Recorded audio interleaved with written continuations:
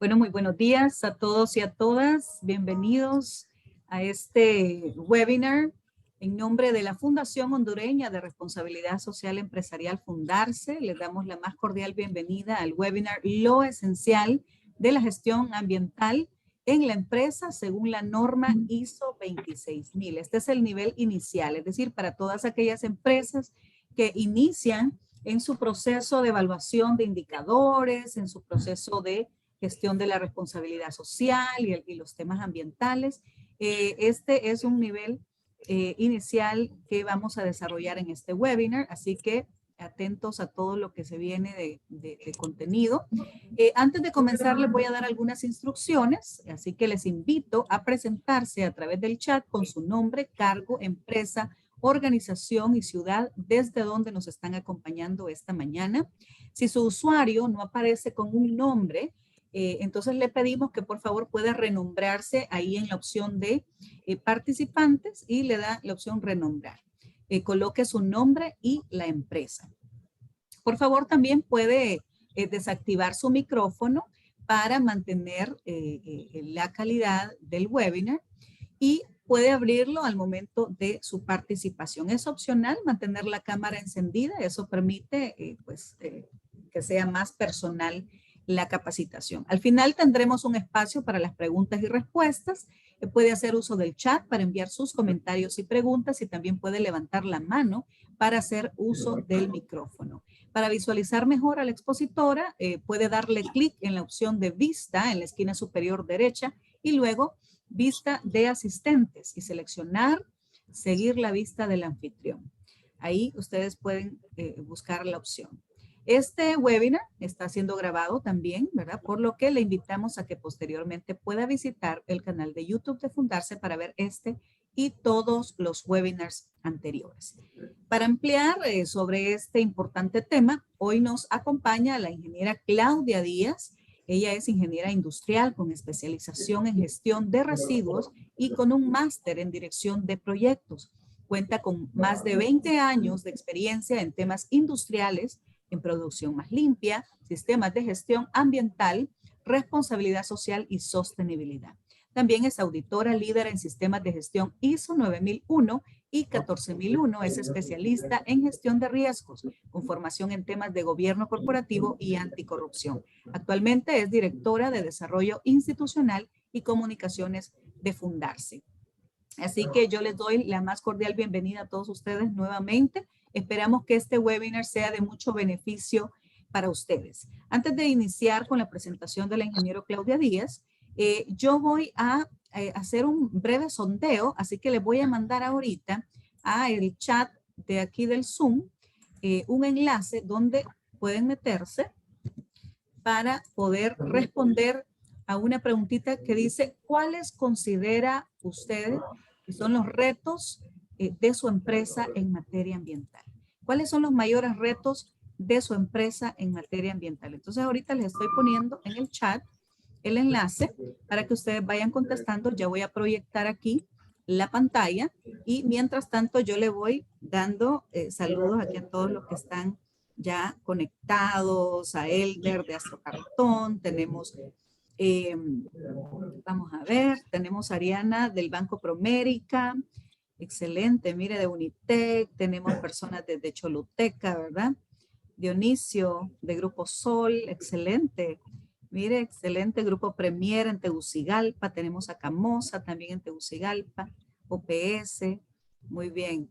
Coltel, así que tenemos una buena asistencia. Hoy tenemos en este momento 49 personas conectadas en este webinar. Así que quiero que por favor nos ayuden a responder la preguntita que les tengo ahí. ¿Cuáles son los mayores retos actualmente de su empresa en materia ambiental? Voy a proyectar mi pantalla. Ahí nos están también, ahí siguen presentándose. Sigan ustedes presentándose, ¿verdad? Los que todavía no se han presentado, a través del chat pueden hacerlo con su nombre, cargo, empresa y ciudad desde donde se están conectando. Muy bien, voy a compartir mi pantalla en este momento. Y dice, ¿cuáles considera que son los retos de su empresa en materia ambiental? Vamos a ver, no tengo respuestas todavía aquí, así que quiero ver que ustedes estén participando en este primer sondeo para poder iniciar, ¿verdad? Y tener un poquito claro, pues, cuáles son los retos que ustedes consideran que en estos momentos su empresa tiene en materia ambiental, ¿verdad? Posiblemente aquí hay algunas empresas que están en un nivel inicial y hay otras que quizás ya van un poquito más avanzadas, ¿verdad? Entonces, necesitamos saber cuáles son esos mayores retos. Estoy aquí proyectando la pantalla, pero aún no veo respuestas de parte de ustedes. Quiero saber si les llegó el enlace al chat. Vamos a ver. Dice que no. Ah, creo que entonces lo mandé a sala de espera. El enlace. Está everyone aquí. Ahora sí. Ahora sí ya está llegando. Lo mandé a la sala de espera. Pero ahorita sí ya les llegó. Aquí ya podemos ver en pantalla que van a ir apareciendo algunas respuestas. ¿Cuáles considera que son actualmente los mayores retos de su empresa en materia ambiental? Miren, ya tenemos una respuesta, dice lograr la neutralidad carbono. Solo una persona ha ingresado. Aquí podemos ver en la parte de abajo. Voy a quitar este cosito aquí. Una persona, así que por favor, les pedimos a todos ustedes un minuto más para comenzar ya en el próximo minuto. Vamos a ver. Necesitamos participación de todos. Dice aquí el manejo de desechos y la inclusión de prácticas amigables con el ambiente. La resiliencia ambiental y acciones para combatir el cambio climático. Mencionan otros acá. Generar conciencia entre las diferentes áreas para reducción de consumo y lograr convertirnos en carbono neutro para 2050. Miren, ya tienen algunas metas aquí establecidas. Implementar campaña fluida de reciclaje y manejo de desechos. Continuar con el manejo de reciclaje. Concientizar a los colaboradores. Identificación de aspectos e impactos ambientales para tratar los riesgos que generan ustedes como... recuerden que todos generamos impactos, ¿verdad? Mantener, dice, la cultura de los empleados con la directriz de ser agentes de cambio y manejar todos los desechos. Que las acciones individuales, ¿verdad?, de la empresa puedan concretarse en la sociedad, enfrentar las amenazas del cambio climático, compromiso interno en materia de buenas prácticas, interesante, falta de socialización, ¿verdad?, sobre lo que se hace en materia ambiental para que lo conozcan. Sí, es importante dar a conocer, ¿verdad? Adoptar energía solar como energía renovable, lograr manejo de desechos, lograr estrategias de trabajo para minimizar impacto, impulsar cultura de la correcta gestión de residuos y así tenemos muchas participaciones, ya reducir consumo de papel y encontrar la forma de realmente reciclarlo, ¿verdad? El plástico, equipo, baterías, mejorar la gestión de los residuos, excelente. Bueno, ustedes pueden seguir ahí participando, ¿verdad? Y interesante, ¿verdad? Interesante lo que nos están diciendo, algunos retos que aún ustedes consideran que tiene la empresa en materia ambiental. Entonces yo voy a dejar de presentar para que la ingeniero Claudia Díaz, hoy que nos acompaña para abordar este importante tema, al final, como les decía, pueden ustedes ir colocando sus preguntas en el chat para que nosotros al final podamos responder. Así que bienvenidos y bienvenidas a todos. Bienvenida, Claudia. Bueno, buenos días a todos. Qué gusto estar con ustedes esta mañana. Como les explicó Elena, pues nos vamos a basar en el contenido del día de hoy y en el tema de la ISO 26000, los requerimientos que tiene. Sin embargo, entonces, es bien interesante haber escuchado... El objetivo del proceso sanitario es... Tal vez nos ayudan con los micrófonos para que no nos distraigamos, sí. Sin embargo, es bien importante lo que acaba de levantar Elena porque nos da a conocer un poquito los retos que cada uno de ustedes tiene dentro de su organización. A veces cuando hemos llenado el indicarse o hemos llenado algunas herramientas de gestión ambiental, a veces lo que sucede no es que las empresas no tengan ningún tema de gestión ambiental. Posiblemente lo que falta es que no se tiene sistematizada la información de lo que realmente estamos haciendo al interno de la organización.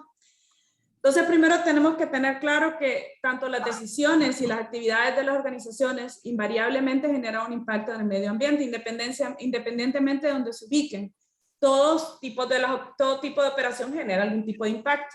Pueden ser pequeñas, medianas, grandes. Obviamente hay empresas que son sumamente grandes, que tienen algún tipo de operaciones extractivas o de uso intensivo, que posiblemente son, obviamente, con mayor impacto y su gestión ambiental tiene que ser mucho más completa, tiene que llevar una serie de mediciones y de hecho se tienen equipos más robustos contratados para esta gestión.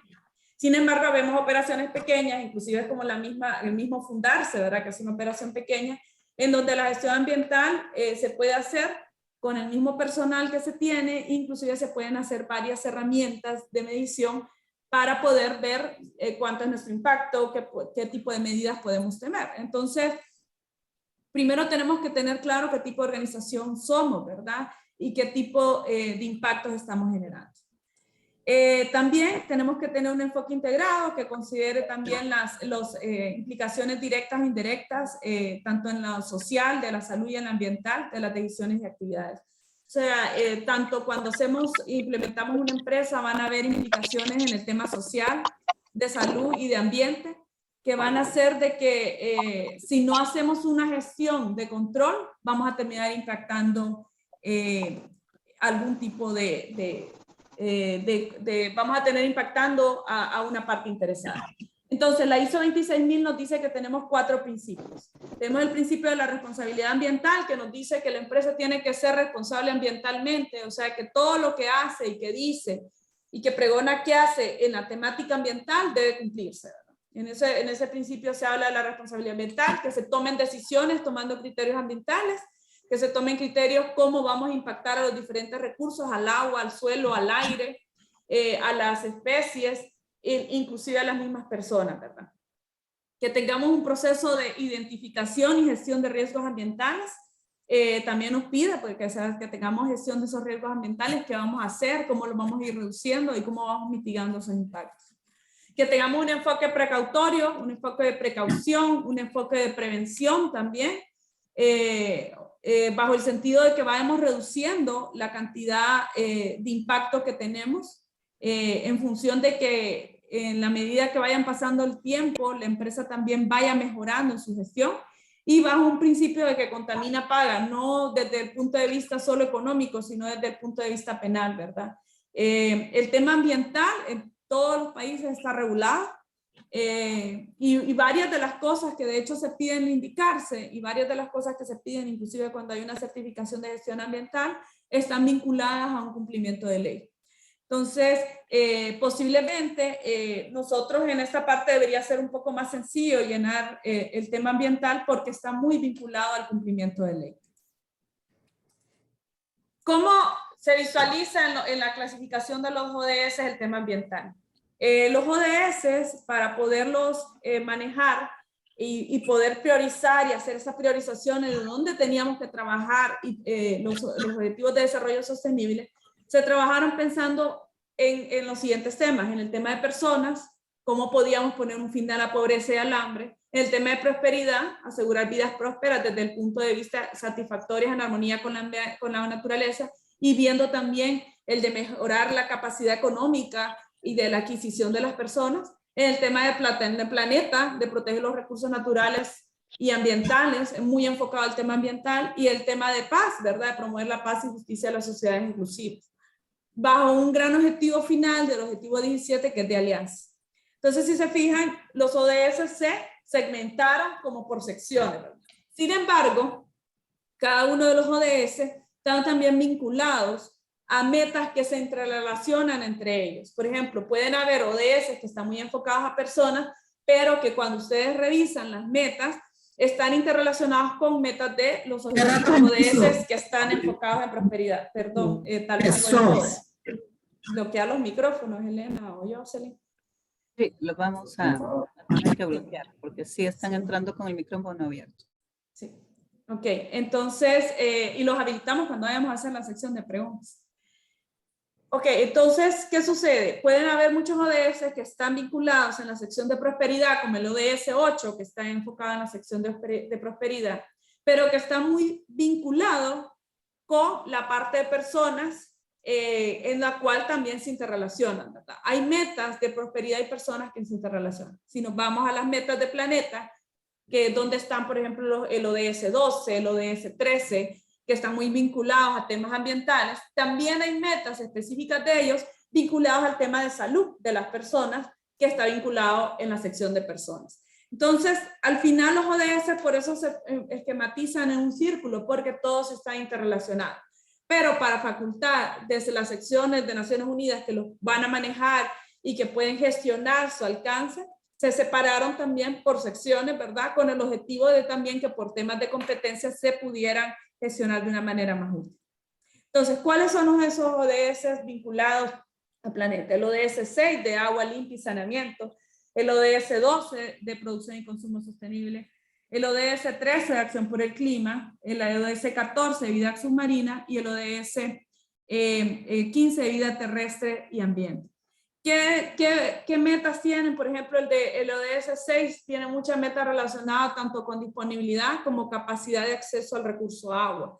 Ahí se visualiza muchísimo cómo podemos como empresas y como organizaciones aportar para la disponibilidad de recursos de un agua segura, ¿verdad? Hacia los usuarios. Entonces ahí tenemos una vinculación de planeta y personas. Miramos el tema de disponibilidad de agua y mantenimiento de cuencas, pero también un mantenimiento de acceso y disponibilidad del recurso que le dé salud a las personas también. El ODS 12, que tiene que ver mucho de producción y consumo sostenible, que habla muchísimo de cómo nosotros gestionamos y hacemos al interno de nuestras organizaciones ese proceso en el cual reducimos el impacto de lo que empacamos, de lo que distribuimos, de lo que producimos, y cómo también esto también genera otras capacidades y negocios relacionados a estas cadenas de abastecimiento.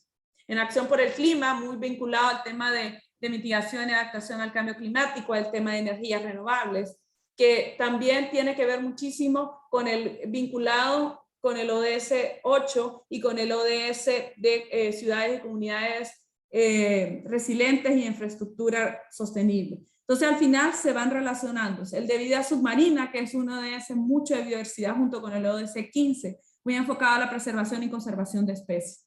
Entonces, estos ODS de planeta, cada una de nuestras organizaciones tiene que ver cómo realmente impacta. Por ejemplo, si somos una empresa de plástico, posiblemente estamos muy vinculados al ODS 12. Si somos una empresa que estamos ubicados y usamos uso intensivo del recurso agua, posiblemente estamos muy vinculados al ODS 6.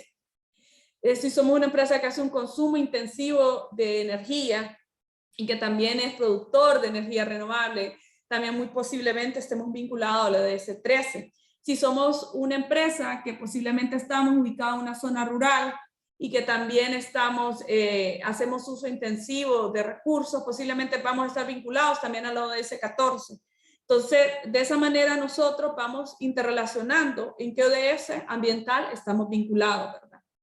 Y el ODS 12 es muy también de empresas de retail, de supermercados, de empresas que tienen uso intensivo de empaques, que tienen sistemas de distribución grandes de materias primas y de productos. Ahí está muy vinculado el ODS de producción y consumo responsable. Entonces, cuando hacemos esta priorización, es bien importante irnos a ver también las metas y visualizar de cuáles de las metas de los ODS nosotros estamos vinculados. Fundarse ofrece como herramientas la ISO 26000 y el indicarse. Ustedes sabrán que la ISO 26000, pues, de hace un par de años fue homologada, tanto con los ODS como también con los principios del Pacto Global. Entonces se ha ido homologando de manera de que a ustedes les sirva, tanto en la medición obligatoria como en la medición voluntaria, a poder definir qué métrica y qué contenido usted puede visualizar para hacer interrelacionarse con todas estas metodologías. Pero cuando usted lee tanto lo que dice la ISO 26000, lo que dice Pacto Global, lo que dice los ODS, todos al final nos llevan a que en la parte ambiental nosotros tenemos que prevenir la contaminación, hacer uso de tecnologías limpias y reducir el consumo de recursos y mirar cómo reducimos ese impacto hacia los recursos y hacia las especies, ¿verdad? Al final, en resumen, todos nos llevan a lo mismo. Entonces, si miramos desde lo más básico del indicarse, que nos lleva a una materia de ambiente, como una de las materias principales de las 7 materias ambientales, nos lleva a 4 asuntos esenciales, ¿verdad?, que debemos de ver. La administración interna del impacto ambiental y prevención de la contaminación, la administración y uso sostenible de los recursos, la mitigación y adaptación al cambio climático y la protección del medio ambiente con conservación de la biodiversidad, que son parte de los temas principales en los cuales nos vinculan. Miremos primero el asunto esencial de administración interna del impacto ambiental y prevención de la contaminación. Aquí nos presenta 4 aspectos principales cuando hablamos de la administración del impacto y de la prevención de la contaminación. Nos habla primero de las emisiones atmosféricas, el tema de la generación de residuos, el tema de uso de sustancias químicas y otras formas de contaminación. Si miramos el tema de emisiones atmosféricas, tenemos que a lo interno de nuestro proceso ver en dónde tenemos impacto de las emisiones atmosféricas. Por ejemplo, si nosotros tenemos un proceso de combustión interno, si hacemos uso de calderas, si tenemos procesos de generación o uso de generadores eléctricos o uso de generación de energía por cualquier fuente, tenemos obviamente emisiones atmosféricas. Si por ejemplo, tenemos procesos de descomposición de materia orgánica, por ejemplo, lagunas de oxidación, por ejemplo, o por ejemplo, generamos residuos, todas nuestras empresas generan residuos, hasta la más pequeña genera residuos, ahí tenemos un proceso de emisión atmosférica.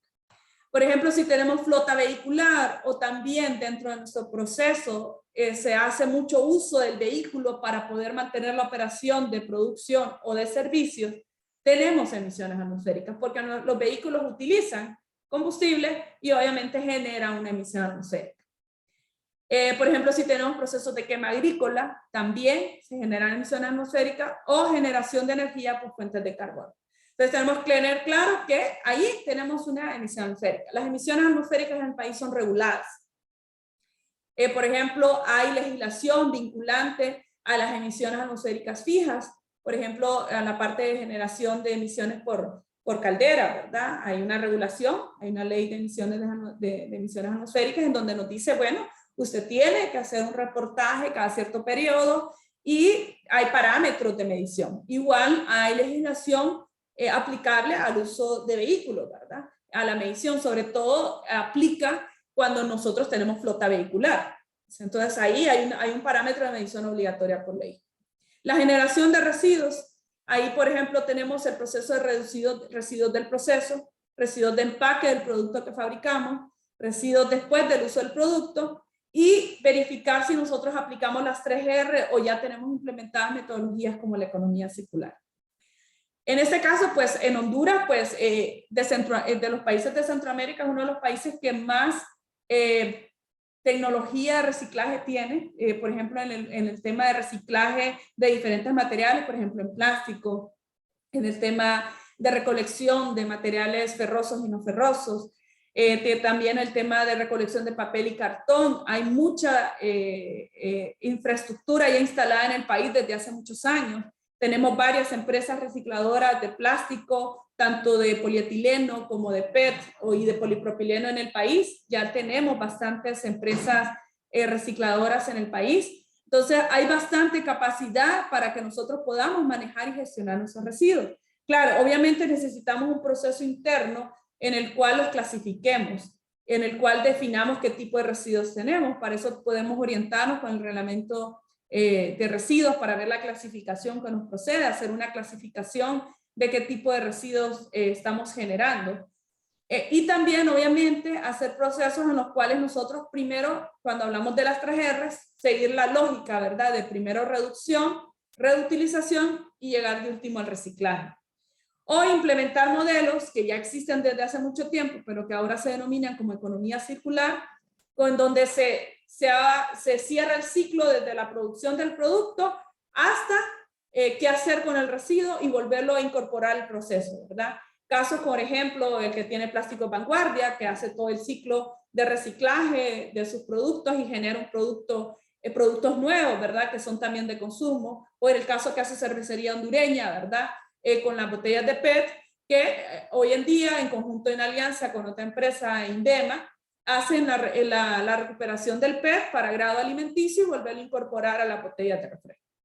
Esos son ejemplos de economía circular ya que existen y que no son modelos que de repente son procesos que se han trabajado desde hace muchos años y que se han ido perfeccionando a medida que han llegado a los años.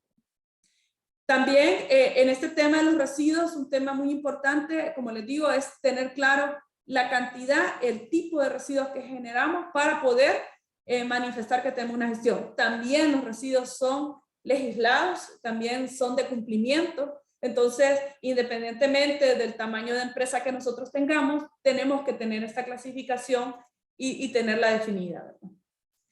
También el tipo de sustancias químicas que utilizamos. Hay empresas que, bueno, al final todos hacemos uso de sustancias químicas. Yo les decía que al final hasta en nuestras casas nosotros hacemos uso de sustancias químicas. El cloro es una sustancia química. Todos los insumos de limpieza son sustancias químicas. Obviamente hay empresas que también por su grado de complejidad utilizan sustancias químicas en un grado más fuerte, ¿verdad? Por ejemplo, las textileras, las empresas que hacen algún tipo de procesamiento de teñido o, por ejemplo, de conversión de algún material, utilizan algunas sustancias químicas que podrían tener algún tipo de grado de peligrosidad. Entonces, tenemos que tenerlas clasificadas por grado de peligrosidad y también tener claro esa disposición de esos envases o empaques de esas sustancias, porque recuerden que la sustancia química, el mismo químico, el mismo envase donde viene la sustancia también se vuelve de la misma característica de peligrosidad de la sustancia que envasa. Entonces no podemos nosotros, si por ejemplo tenemos una sustancia química peligrosa, el envase después utilizarlo para envasar agua, ¿verdad? Obviamente eso se tiene que gestionar como un residuo especial o peligroso. Entonces, de acuerdo a ese grado de peligrosidad, el envase también debe clasificarse. Entonces, ahí, en el tema de sustancias químicas, la ISO 26000, en resumen, nos dice que debemos de tener clasificada qué tipo de sustancias utilizamos y cómo disponemos de esos envases o empaques de sustancias.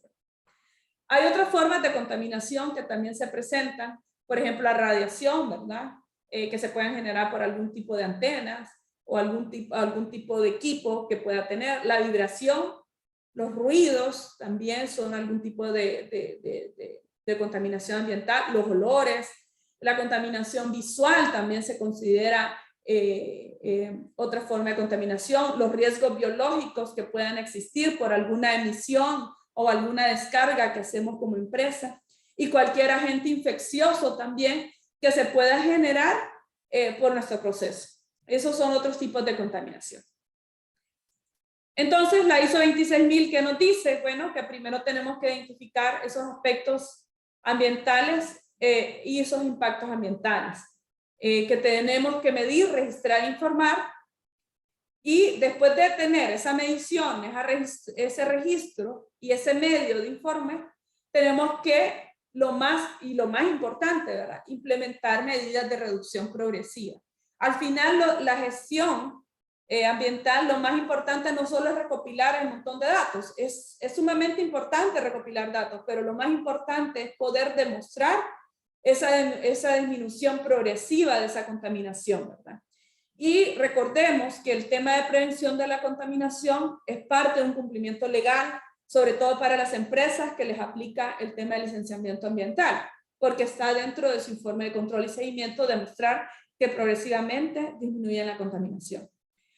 También implementar medidas de prevención de la contaminación 3R y economía circular. O sea, nos dice que primero tenemos que, en los residuos tenemos que priorizarlos, tenemos que separarlos, definir si son especiales, si son peligrosos, si son residuos orgánicos, si son residuos no especiales y clasificarlos, ¿verdad?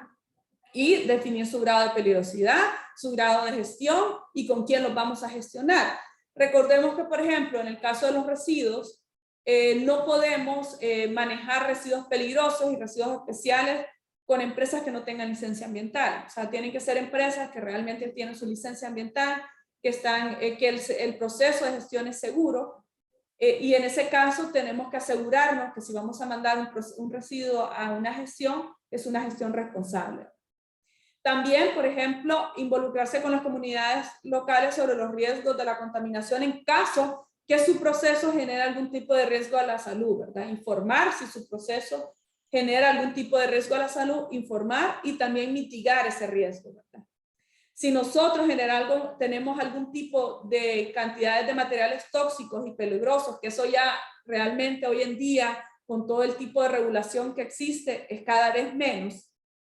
Pero si existiese que todavía manejamos algún tipo de material tóxico que es sumamente regulado, tenemos que tener un plan de riesgo y también manejar y informar cuando haya liberaciones accidentales y tener un plan de riesgo tanto para operación normal como cuando hay liberaciones accidentales, ¿verdad?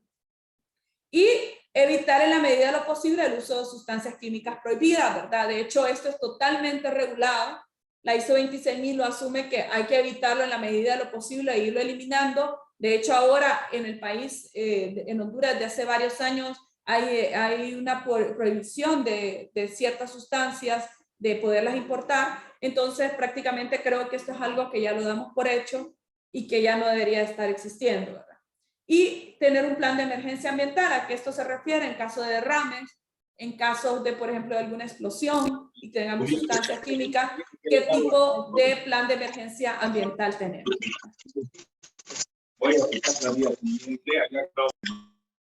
Ok, bueno, podemos, para entender un poquito lo que es un aspecto ambiental y lo que es un impacto, esto es un proceso, ¿verdad? Nosotros ingresamos a energía, aire, agua, materia prima, material auxiliar y embalaje, y sale un producto final, que es este que tenemos aquí, pero también salen emisiones al aire, salen ruidos, salen subproductos, sale agua residual, ¿verdad? Y salen una serie de sustancias que generan el impacto. Entonces, ¿cómo nosotros podemos definir qué es un aspecto y qué es un impacto? El aspecto es la forma en que nosotros medimos esa relación con un recurso. Por ejemplo, en energía, el aspecto es consumo de energía, ¿verdad? Por ejemplo, en el aire, el aspecto son emisiones atmosféricas. Por ejemplo, en agua, el aspecto es consumo del agua. Por ejemplo, en lo que es embalaje o uso de algún empaque, el aspecto ambiental es uso de materiales plásticos, uso de, por ejemplo, embalaje de polipropileno, y así definitivamente cómo nosotros lo medimos. El impacto es lo que generamos. Por ejemplo, si en el aire el aspecto es emisiones al aire, el impacto es contaminación al aire, ¿verdad? Entonces nosotros en ese caso, ¿cuál es el impacto que generamos cuando, por ejemplo, tenemos una caldera, tenemos un vehículo que anda haciendo la distribución de nuestro producto, tenemos un generador eléctrico que usualmente lo encendemos porque se va la energía en el edificio y utilizamos diésel para encender la planta generadora, ¿verdad? De hecho, el diésel es uno de los combustibles más contaminantes. Entonces, si nosotros, por ejemplo, somos una empresa de servicio, pero tenemos un generador eléctrico que ocasionalmente lo encendemos, ahí tenemos una emisión al aire y tenemos, por ende, como aspecto ambiental, el tema de ahí tenemos el tema de como aspecto ambiental, el uso de diésel, tenemos el tema de emisiones al aire y como impacto ambiental, la contaminación al aire. Entonces, así sucesivamente se van presentando los aspectos y los impactos. Vamos a ver si comprendimos un poquito, ya vamos a preguntarle a cualquiera de los asistentes si comprendimos un poquito la diferencia entre aspecto e impacto. Por ejemplo, en el tema de agua. En el tema del agua, el aspecto es consumo del agua y el impacto es reducción de la disponibilidad o contaminación del agua, porque en el agua se mide por varias vías, ¿verdad? Una puede ser que estamos consumiendo mucha agua y reducimos la disponibilidad para otros grupos, o que contaminamos una fuente por las descargas que tenemos. Entonces, ahí tenemos la diferencia entre un aspecto y un impacto. Vamos a preguntarle al azar a cualquiera de las de las personas que tenemos aquí, de los asistentes. Vamos a ver.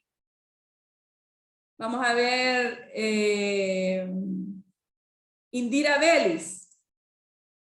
Indira, ¿le habilitamos el micrófono a Indira? ¿Está Indira por ahí? A ver, acá estamos buscando a Indira. Está deshabilitado, dice Indira. Ahorita ya se lo habilitan.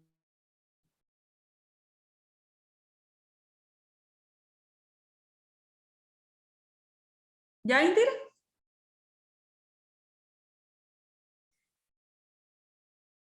Vamos a preguntarle a Indira, vamos a hacerlo así como cuando vamos a preguntarle a Indira. Indira, en el caso de que, por ejemplo, tenemos una flota vehicular y queremos ver los aspectos y los impactos de una flota vehicular, ¿qué aspecto, un aspecto y un impacto para medir el tema vinculado a una flota vehicular?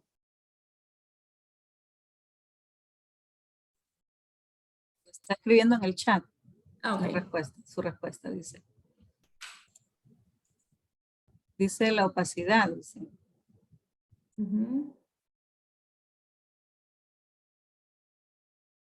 Y como impacto, como aspecto de impacto, la opacidad lo pondría como aspecto o como impacto, Indira.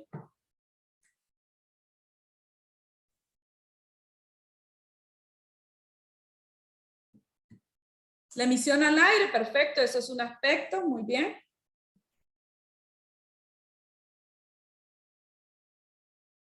La opacidad es uno de los parámetros que se miden con las emisiones al aire. Es como parte también de uno de los parámetros, también eso puede ser un aspecto, eso es un aspecto ambiental. El impacto en este caso podría ser la contaminación atmosférica.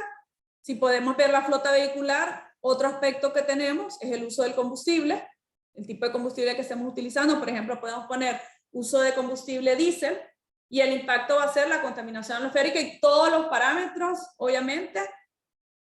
Exacto, muy bien, Indira, muy bien. La opacidad sería el aspecto y el impacto de la contaminación. Excelente, Indira. Muy bien, Indira. Un aplauso para Indira, todos, porque la agarré a quemarropa y se la puse difícil, ¿verdad?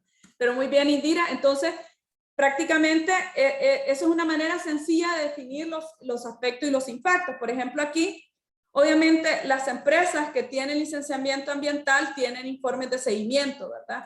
Por ejemplo, esta es la matriz de operación que tiene Mi Ambiente para lo que, bueno, la Secretaría de Ambiente ahora, para lo que es la matriz de impacto, ¿verdad? Si se fijan, una matriz bastante compleja, es una matriz bastante compleja, y usualmente esta sí se la tiene que trabajar un experto ambiental, ¿verdad? Usted contrata una persona calificada, registrada en la DECA, que le hace esta medición, ¿verdad? Él aquí le hace, si por ejemplo ustedes ya tienen licencia ambiental, a ustedes ya les hicieron esa evaluación de impacto, lo que tienen que hacer es tomar ese informe que les preparó la persona encargada de la gestión ambiental de la empresa o la persona que ustedes contrataron para si es un outsourcing, y revisar ese informe en donde le va a priorizar cuál es el grado de influencia que tienen los impactos de la empresa, ¿verdad? Por ejemplo, acá está. Entonces, por ejemplo, aquí tenemos en aire ruido, tenemos en aire calor, tenemos en emisiones. Vamos a ver aquí, por ejemplo, aquí hay una matriz un poquito más sencilla. Esta es para una empresa de servicios. Esta se hizo con una empresa, esta es una matriz más sencilla. Esta la clasificaron ellos por proceso y departamento, y acá tienen su aspecto ambiental, tienen su impacto ambiental y lo tienen, por ejemplo, clasificado por operación normal y operación de emergencia. Y ellos hicieron aquí una clasificación en base a un criterio cualitativo, definiendo si son significativos o no significativos. Esto es un ejemplo sencillo de cómo lo pueden hacer ustedes. Si, por ejemplo, ustedes son una empresa que de repente su impacto ambiental no es tan alto y no les aplica licencia ambiental, pero deben demostrar su evidencia de que han evaluado, porque al final, como les digo, todos tenemos impacto ambiental. ¿Preguntas hasta acá? ¿Todos comprendimos qué es aspecto de impacto? ¿Todos? ¿No hay preguntas por el momento, Elena? Con la pantalla completa no logro ver todo. Seguimos. Bueno, seguimos entonces. Bueno, después la ISO 26000 nos habla de la administración sostenible de los recursos, ¿verdad? Entonces nos clasifica 4 ítems. Nos dice eficiencia energética, conservación y uso y acceso al agua, uso eficiente de materiales y maximizar, minimizar las exigencias de recursos en el producto. Entonces, en eficiencia energética nos dice reducir la demanda energética en las instalaciones y procesos. O sea, obviamente, lo más lógico y que por economía también lo hacemos. Hay alguien con la mano levantada, dice Elena. Sí, es que me dice aquí, solicita Carlos Eduardo, que si podría volver a mostrarlo y explicarlo. Creo que es la matriz. Parece que no se vio muy bien. Ok. Bueno, vamos a ver, esta es la de mi ambiente.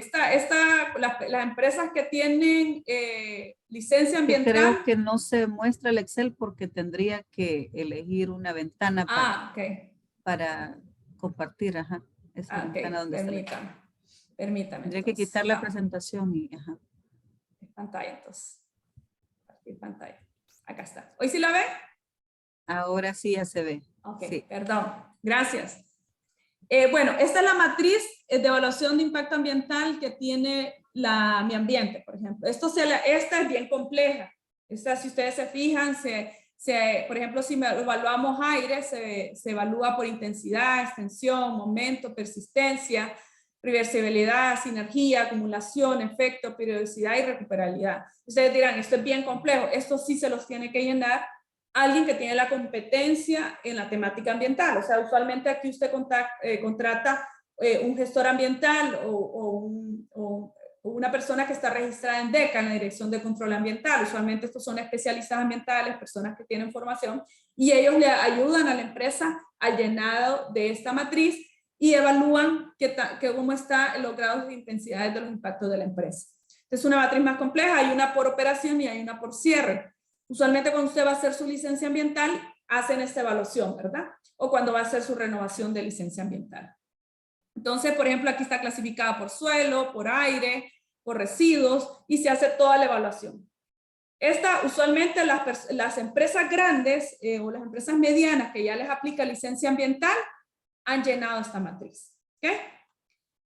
En el caso de las empresas que tienen un proceso un poco más sencillo y que son de servicios, podrían hacer matrices. Esta, por ejemplo, es una que se hizo con una empresa, matrices más sencillas. Aquí ellos logran ver el Excel, ¿verdad? ¿Sí están viendo el Excel? Sí, se está viendo. Ok. Aquí, por ejemplo, se clasificó por proceso de departamento, se definió el aspecto ambiental, se definió el impacto ambiental, se definió la operación, si era normal, anormal o operación en emergencia, y se definió si era significativo o no significativo el impacto, ¿verdad? Y de alguna manera se hizo una evaluación cualitativa, o sea que se definió por estimación en base a un criterio cualitativo si el impacto era significativo o no significativo. Esta es una matriz muchísimo más sencilla para empresas que de repente no les aplica la licencia ambiental y quieren hacer una matriz más sencilla. Y aquí todavía al final ellos pusieron qué iban a hacer para reducir ese impacto y pusieron un responsable, ¿verdad? Un responsable que se iba a encargar de ese impacto. Entonces, esto es una matriz mucho más sencilla para las empresas que de repente no tienen una licencia ambiental o son mucho más pequeños. Entonces, usted puede hacer esta clasificación de esta manera. ¿Okay? Entonces, aquí si ustedes se fijan, por ejemplo, en el área de compras y administración pusieron consumo de combustible, el impacto agotamiento de los recursos naturales, inclusive emisiones atmosféricas se puede ampliar, consumo de papelería, aquí además de agotamiento puede ser generación de residuos también que se presente, y así sucesivamente, ¿verdad? Entonces, esta es una matriz un poquito más sencilla que les puede servir de referencia. ¿Ok? Eso es para hacer la separación entre impacto y aspecto ambiental. Entonces, todos estamos claros. El aspecto es cómo ¿Cómo hacemos ese reportaje hacia un recurso? ¿Cómo nos relacionamos? Si es por consumo, si es por uso, si es por utilización, si es por el tema de demanda. Y en el caso del impacto es lo que generamos, positiva o negativamente. Usualmente se mide más la parte negativa, por ejemplo, si contaminamos, si agotamos el uso de un recurso, si podemos tener derrames o cosas así, esos son impactos. Ok, volviendo a la, no sé si hay preguntas más por el momento. No, creo que por ahorita Ok. no. Les pido que si desean comentar o hacer preguntas, pueden levantar su mano también para que les podamos habilitar el micrófono. Ok. Bueno, la administración sostenible de recursos. Esta es la parte 2 que nos habla el ISO 26000. Aquí es un poco más sencillo. Esto usualmente lo hacemos por default en las empresas. Lo hacemos porque tiene que ver mucho con plata. Entonces, por lo general, esto se está haciendo en las empresas. Primero en la parte de eficiencia energética, que es el tema de la reducción de la demanda. Esto es algo que hoy en día a casi todas las empresas nos lo piden, ¿verdad? ¿Cómo reducimos el consumo energético? ¿Cómo monitoreamos el uso de combustible? Este es otro factor. Hay que monitorear el uso de combustible. Y ya en términos más avanzados, ¿cómo sustituimos por fuentes de energía y el uso de energía renovable? Cuando hablo de fuentes de energía, por ejemplo, hay empresas que una caldera de repente era de búnker y cambiaron a LPG, a gas LP. No quiere decir que el gas LP no es contaminante. Sí es contaminante, pero si lo comparamos con el búnker, es mucho más contaminante el búnker que el LP. Entonces, eso es una sustitución de una fuente de energía. Y migrar a energía renovable, por ejemplo, utilizar el aire para generar energía, utilizarle el tema de la energía solar, ¿verdad? Que hoy en día muchas empresas lo tienen. Por ejemplo, tenemos centros comerciales usando energía solar, por ejemplo, el City Mall. Tenemos empresas como Corinsa, que utiliza energía solar, Inbema, que utiliza energía solar, que ya tiene una generación bastante grande de energía solar para utilizar en sus operaciones. Eso es una sustitución de energía. También nos habla de la conservación, uso y acceso del agua. Lastimosamente en el agua tal vez ahí no somos tan estrictos como en el tema de energía, porque el agua en costos es menos, pero lastimosamente el impacto es grande también. Recordemos que el agua es un recurso que actualmente se encuentra bastante afectado por contaminación y disponibilidad. Entonces, tenemos que ver cómo lo conservamos, tener claro si el uso del agua dentro de nuestras operaciones es muy alto. Por ejemplo, ¿dónde es muy alto el uso del agua? En operaciones como alimenticias, en empresas de bebidas y alimentos, en empresas textileras, el agua se usa mucho. También en empresas de servicios, por ejemplo, los centros comerciales, en donde tenemos grandes concentraciones de personas, ahí el uso del agua es considerable, ¿verdad? Porque por la misma operación se demanda mucho uso del recurso y también descargamos bastante agua por el uso del mismo agua, ¿verdad? O sea, descargamos aguas negras porque van muchas personas al centro comercial, utilizan el baño y obviamente hay descarga de aguas negras. También reutilizar el recurso del proceso cuando sea aplicable y promover la conservación de recursos dentro de su área de influencia. Por ejemplo, aquí en San Pedro Sula tenemos el ejemplo de empresas que se han unido, por ejemplo, para la conservación de la protección del merendón, porque ellos utilizan mucho el recurso agua para su proceso y el mantenimiento de la reserva del merendón es crítico para mantener la disponibilidad del recurso, ¿verdad? Recuerden que el merendón es la naciente de la mayoría de los ríos que rodean San Pedro Sula, además de que aunque nosotros estemos utilizando agua subterránea, también el mantener un equilibrio en el uso sostenible del recurso también mantiene la disponibilidad de esa fuente subterránea.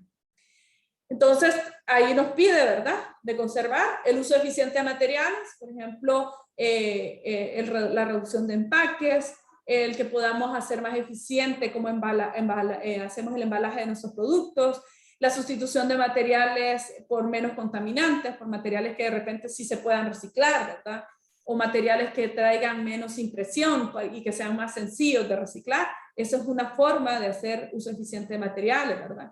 Y minimizar la exigencia de un producto, por ejemplo, economía circular, o sea que vuelvo a reintegrar el producto a mi proceso, o rediseño mi producto de manera que utilice menos empaque, o que la cantidad en gramos del empaque sea menos. Tenemos compañías embotelladoras que hoy en día han reducido el peso del envase de PET para poder utilizar menos PET, ¿verdad? Entonces, eso es una forma de rediseño de un producto. O de lo que hacemos en las tiendas comerciales, que ya utilizamos otro tipo de bolsas, o utilizamos bolsas con menos impresión para que el reciclaje sea más óptimo posteriormente, o dejamos de utilizar aquellos empaques muy complejos. También es una forma de hacer un rediseño de un producto. Entonces, ¿qué nos pide aquí? Pues que identifiquemos las fuentes de energía, agua y otros recursos utilizados, que los midamos, los registremos y los informamos, y que implementemos medidas de uso eficiente de las mismas, ¿verdad? Que podamos complementar o reemplazar el uso de recursos por uso de recursos renovables y de menor impacto, que utilicemos materiales reciclados y reutilizar el agua lo más posible, ¿verdad? Por ejemplo, hay muchas bolsas que hoy en día para uso comercial que ya son de uso que son de materia prima reciclada, que pueden utilizarse inclusive para usar embalaje de comida que se puede utilizar, que son recicladas. Hay embalaje de comida, por ejemplo, que no es reciclable, ¿verdad? Por ejemplo, el poliestireno.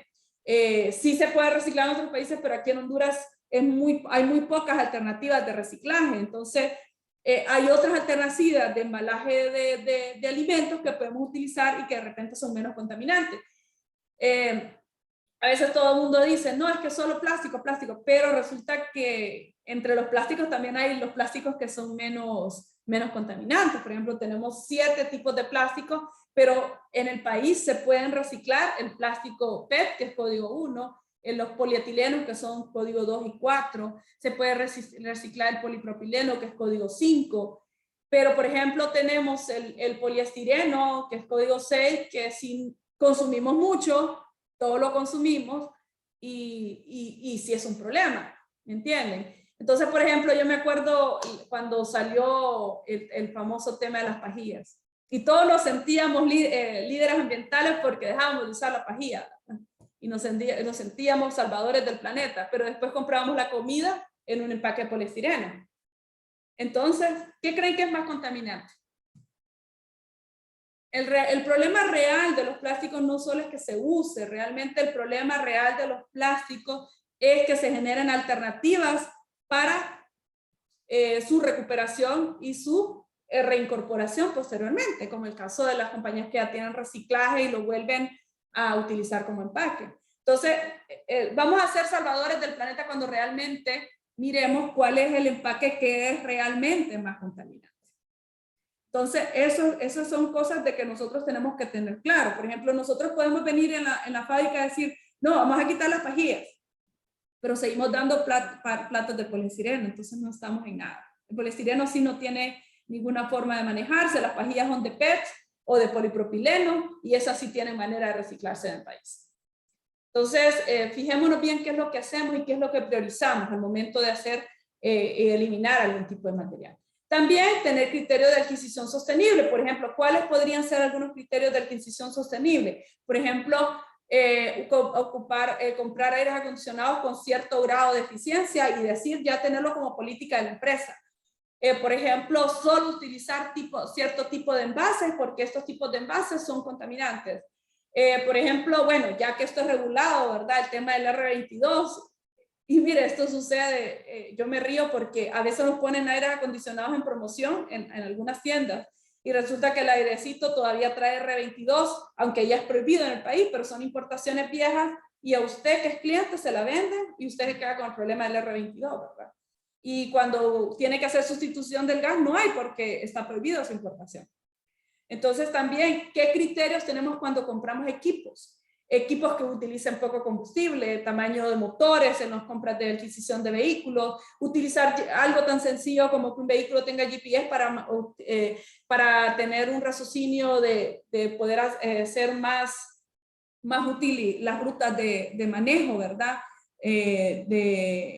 Y todo lo que sean rutas de distribución de un producto, en los tipos de empaques que vamos a utilizar. Entonces, todo eso es promover la adquisición sostenible. Eso se puede hacer con una política de compras. Hay una mano levantada, me parece, Elena. Sí, aquí tenemos un comentario, dice, pero aquí en Honduras los desechos van a un solo lugar. Aunque los separemos, cuando pasa el tren de aseo, lo mezcla todo, mencionan acá. Sí, a nivel doméstico, lastimosamente, a pesar de que tenemos una empresa que tiene una licitación para la gestión de residuos, cuando uno separa, ellos todos se lo llevan juntos. Ellos, en teoría, lo que debería hacerse como se hace en otros países, por ejemplo, en Colombia, que en Medellín, que tienen bastante experiencia en estos temas, usualmente tienen días de recolección para lo que es cada material. Por ejemplo, hay un día para recolección de plástico, hay un día para recolección de cartón y papel, hay un día para recolección de orgánicos. Sí, definitivamente a nosotros como para nuestros domésticos hay mucho que hacer. ¿Qué hago yo? Por ejemplo, en mi casa, yo separo las tapitas del botellón de agua, las separo y las separo para mandar a reciclar. Las bolsas las guardo para reciclar, reutilización también en la medida de lo posible. Por ejemplo, el PET también lo separo para mandarlo a reciclar, no lo revuelvo con la basura, no lo revuelvo con la basura porque yo sé que ahí al final se lo van a llevar para otro lado. Entonces lo que hago es que tal vez lo envío, en mi caso a mí sí se me facilita porque en mi colonia hay un programa de recolección a través del patronato y se manda y se recolecta y se envía a través del patronato y hay una organización a través del patronato y el fondo se deja para el fondo de la comunidad. A mí se me facilita, esa es una opción. Si en sus colonias hay patronato, pues mirarlo como una forma de recolección comunitaria, ¿verdad? Quisiera decirle que se hace en el país, pero no se hace a nivel doméstico, pero a nivel de las empresas sí lo podemos separar, ¿verdad? A nivel de las empresas sí podemos hacer una separación. En algunas empresas, no todas, ¿verdad? Se permiten que se lleven algunos residuos para que se vayan en el programa de reciclaje de la empresa, ¿verdad? Sí conozco algunos casos de algunas empresas que lo permitían, entonces también esa puede ser una opción, si la empresa lo permite. También... Llegan los residuos de la casa, quiere decir usted, ¿verdad? Que los Sí, colaboradores... los que se pueden reciclar, ¿verdad? Los que se pueden reciclar. El PET, por ejemplo, papel, obviamente en ciertas condiciones de separación, ¿verdad? No vamos a llevar un problema a la empresa, ¿verdad? Por ejemplo, ya llevar separados los envases de PET, ¿verdad? Llevar el papel y cartón ya separado, esa es una opción. También, como les digo, a nivel de colonia, con los patronatos, hay mucho que hacer. De verdad que los gobiernos patronales de cada comunidad, sobre todo en colonias cerradas, que son las que predominan mucho ahora en San Pedro Sula, son una opción súper factible para desarrollar esos modelos, porque hay una organización patronal que puede hacer esta gestión comunitaria, ¿verdad? Es cuestión de organizarse, ¿verdad? Y tener voluntad comunitaria, pero sí se puede hacer.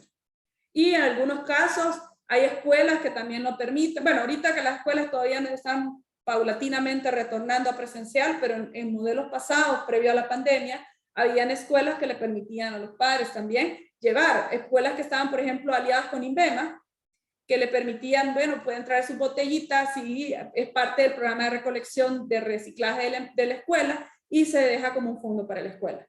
Hay varios modelos, ¿verdad?, que se pueden implementar. Algunas empresas recicladoras promueven estos modelos con las empresas o promueven estos modelos con las escuelas para poder incrementar su recolección, ¿verdad? También aplicar la responsabilidad extendida al productor. Bueno, esto en el caso que nos aplique, ¿verdad? Por ejemplo, a quienes les aplica, a embotelladores de refresco, les aplica la responsabilidad extendida del productor. Es un tema aplicado, por ejemplo, al tema del uso del Tetra Pak. Ahí hay una responsabilidad extendida al productor, ¿verdad? El Tetra Pak lleva, como su palabra dice, Tetra Pak son 4 empaques en uno, ¿verdad? Entonces, ahí hay una responsabilidad extendida de qué se va a hacer con ese Tetra Pak. También, por ejemplo, en algunos temas del químico, de uso de sustancias químicas, ahí se debe, si yo soy un distribuidor de químico o yo utilizo químico, tengo que aplicar un criterio de responsabilidad extendida al productor.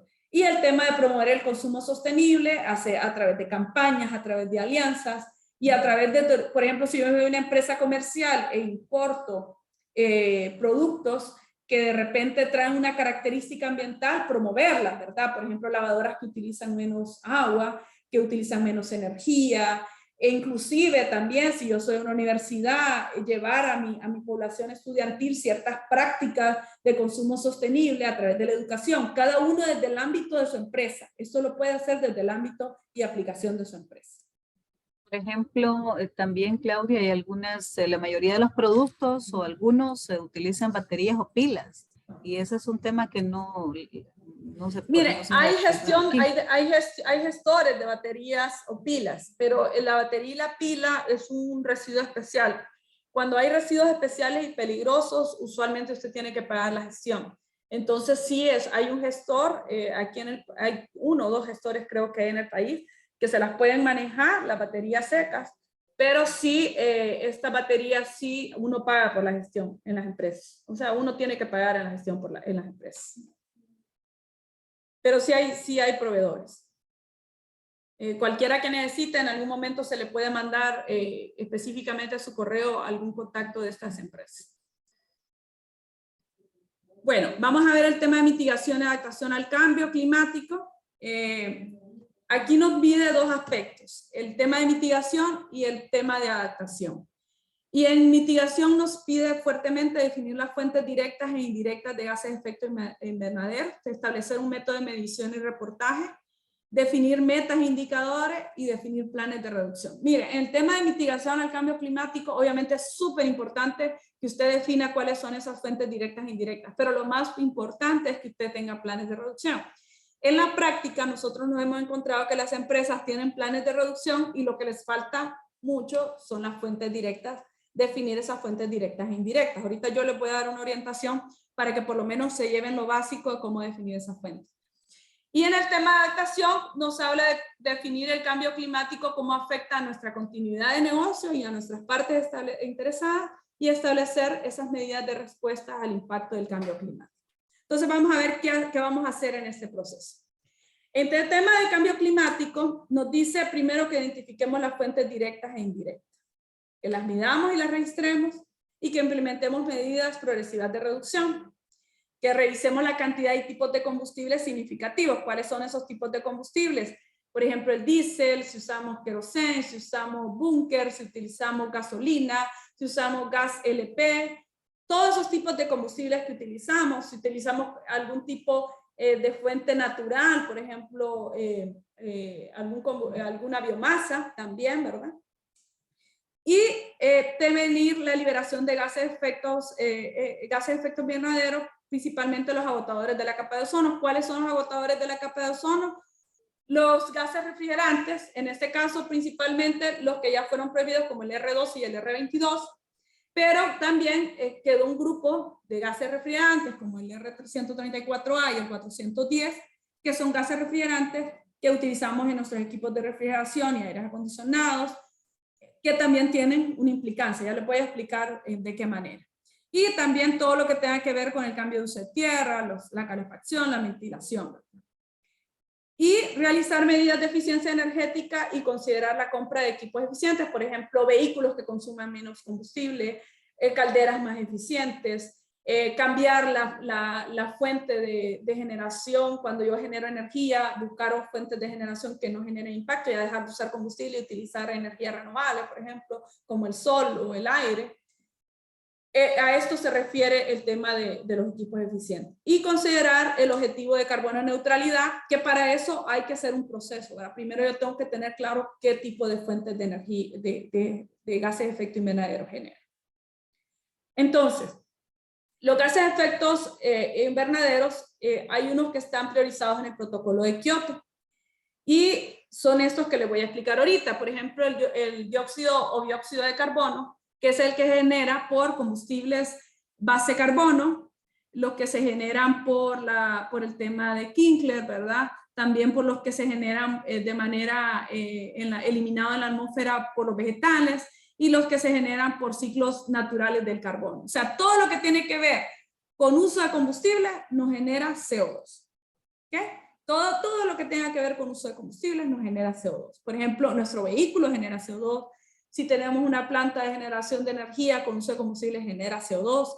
Si, por ejemplo, el uso de la energía en Honduras, que todavía tiene una matriz energética con uso de combustible, que que bueno, en cuanto a un porcentaje es otro, ¿verdad? Que todavía eso no está muy definido, generamos dióxido de carbono. Entonces, cuando usamos energía, el factor que se mide es CO2. ¿Dónde generamos metano? El metano lo generamos por la descomposición de materia orgánica, la descomposición de la basura, que nosotros llamamos, la descomposición de residuos orgánicos. Eso nos genera metano. También nos genera metano lo que se libera de las lagunas de oxidación, ¿verdad? Eso es metano también. Por ejemplo, lo que se genera también de aguas residuales, eso es metano. Ahí generamos metano. ¿Dónde se genera óxido nitroso? Por el uso de fertilizantes y en algunos procesos de combustión. También se utiliza en medicinas, también se libera de forma natural en los suelos y en los océanos. En procesos de agricultura, por lo general, se libera óxido nitroso. ¿Dónde se genera hexafluoruro de azufre? En las subestaciones eléctricas. También esto se puede emitir en forma de emisiones fugitivas. ¿Cuáles son las emisiones fugitivas? Las que se me liberan porque de repente dentro de ese sistema tengo una fuga. Por eso se llama fugitivo. Entonces, por ejemplo, a esto se le llama, son emisiones que no se generan por combustión, sino que porque hay una fuga en el sistema. Y tenemos también los hidrofluorocarbonados o los perfluorocarbonados, que son los gases vinculados al tema de refrigeración y ventilación. Ahí tenemos, por ejemplo, el R410 y el 134A, que son gases refrigerantes y que estos también se liberan por emisiones fugitivas, o sea, porque hay fugas en el sistema. Porque en el sistema de aire acondicionado yo tengo una fuga, ahí lo liberé. Yo no voy a medir el total de lo cuando yo uso aire acondicionado, sino que voy a medir las libras de gas refrigerante que yo recargo, porque eso es lo que se me fugó. Esa es la forma de medir un tema de cuánto es gas de efecto invernadero de un gas refrigerante. ¿Okay? ¿Estamos claros entonces hasta el momento cuáles son los gases de efecto invernadero? O sea, estos son los que nosotros medimos. ¿Cómo medimos cuáles son directas y cuáles son indirectas? Según la ISO 14064, nosotros podemos medir 3 tipos de alcance. Las emisiones alcance 1, que son las que provenientes, que son las que la organización puede controlar. O sea, las que yo como organización tengo el total control de ellas. Por ejemplo, uso de calderas, uso de vehículos, uso de generadores eléctricos. Todas esas yo tengo el control. Las emisiones que se generan fugitivas por aire acondicionado o por sistemas de refrigeración, esas son emisiones alcance 1. Son emisiones directas, ¿ok? Emisiones indirectas son las que se generan por el uso de energía eléctrica. Porque ustedes dirán, pero la energía eléctrica yo la consumo, yo la puedo monitorear, yo la puedo reducir, ¿por qué se vuelve indirecta? Porque la energía eléctrica no la genera, a menos que usted la genere, es directa, pero si usted no la genera y usted consume del sistema eléctrico, es indirecta. ¿Y por qué se vuelve indirecta? Porque usted no puede manejar las fugas que hay en el sistema desde su generación hasta cuando le llegue la energía a usted. Entonces, por eso, como usted no la genera, usted se vuelve indirecta. ¿Estamos claros hasta ahí? Y otras emisiones que se pueden generar son las emisiones que se generan por la distribución o por nuestros proveedores, ¿verdad? Dentro del proceso, esas son emisiones alcance 3. Usualmente, las organizaciones pueden comprometerse a medir alcance 1 y alcance 2, porque las alcance 3 ya es información con los proveedores o con los sistemas de distribución y se vuelven más complejas. ¿Okay?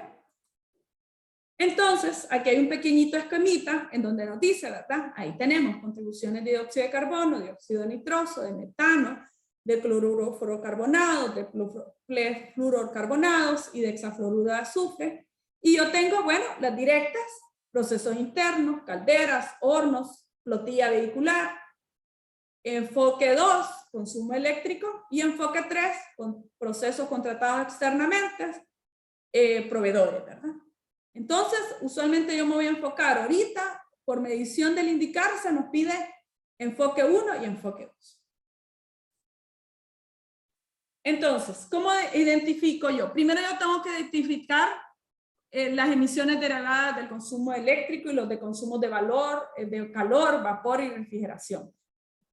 Si yo consumo energía, ¿tengo emisiones de gases de efecto invernadero? Sí, ¿verdad? Todos nosotros tenemos aire acondicionado, tenemos ventilación, iluminación en nuestras oficinas, en nuestras empresas. Entonces, sí hay una generación de emisiones de gases de efecto invernadero. Así que no podemos decir de que nosotros no impactamos, sí impactamos. Si, por ejemplo, usted genera calor o genera vapor, tiene gases de efecto invernadero. Frío industrial, por ejemplo, lo que son todos los procesos de refrigeración, eso es un generador de gases de efecto invernadero.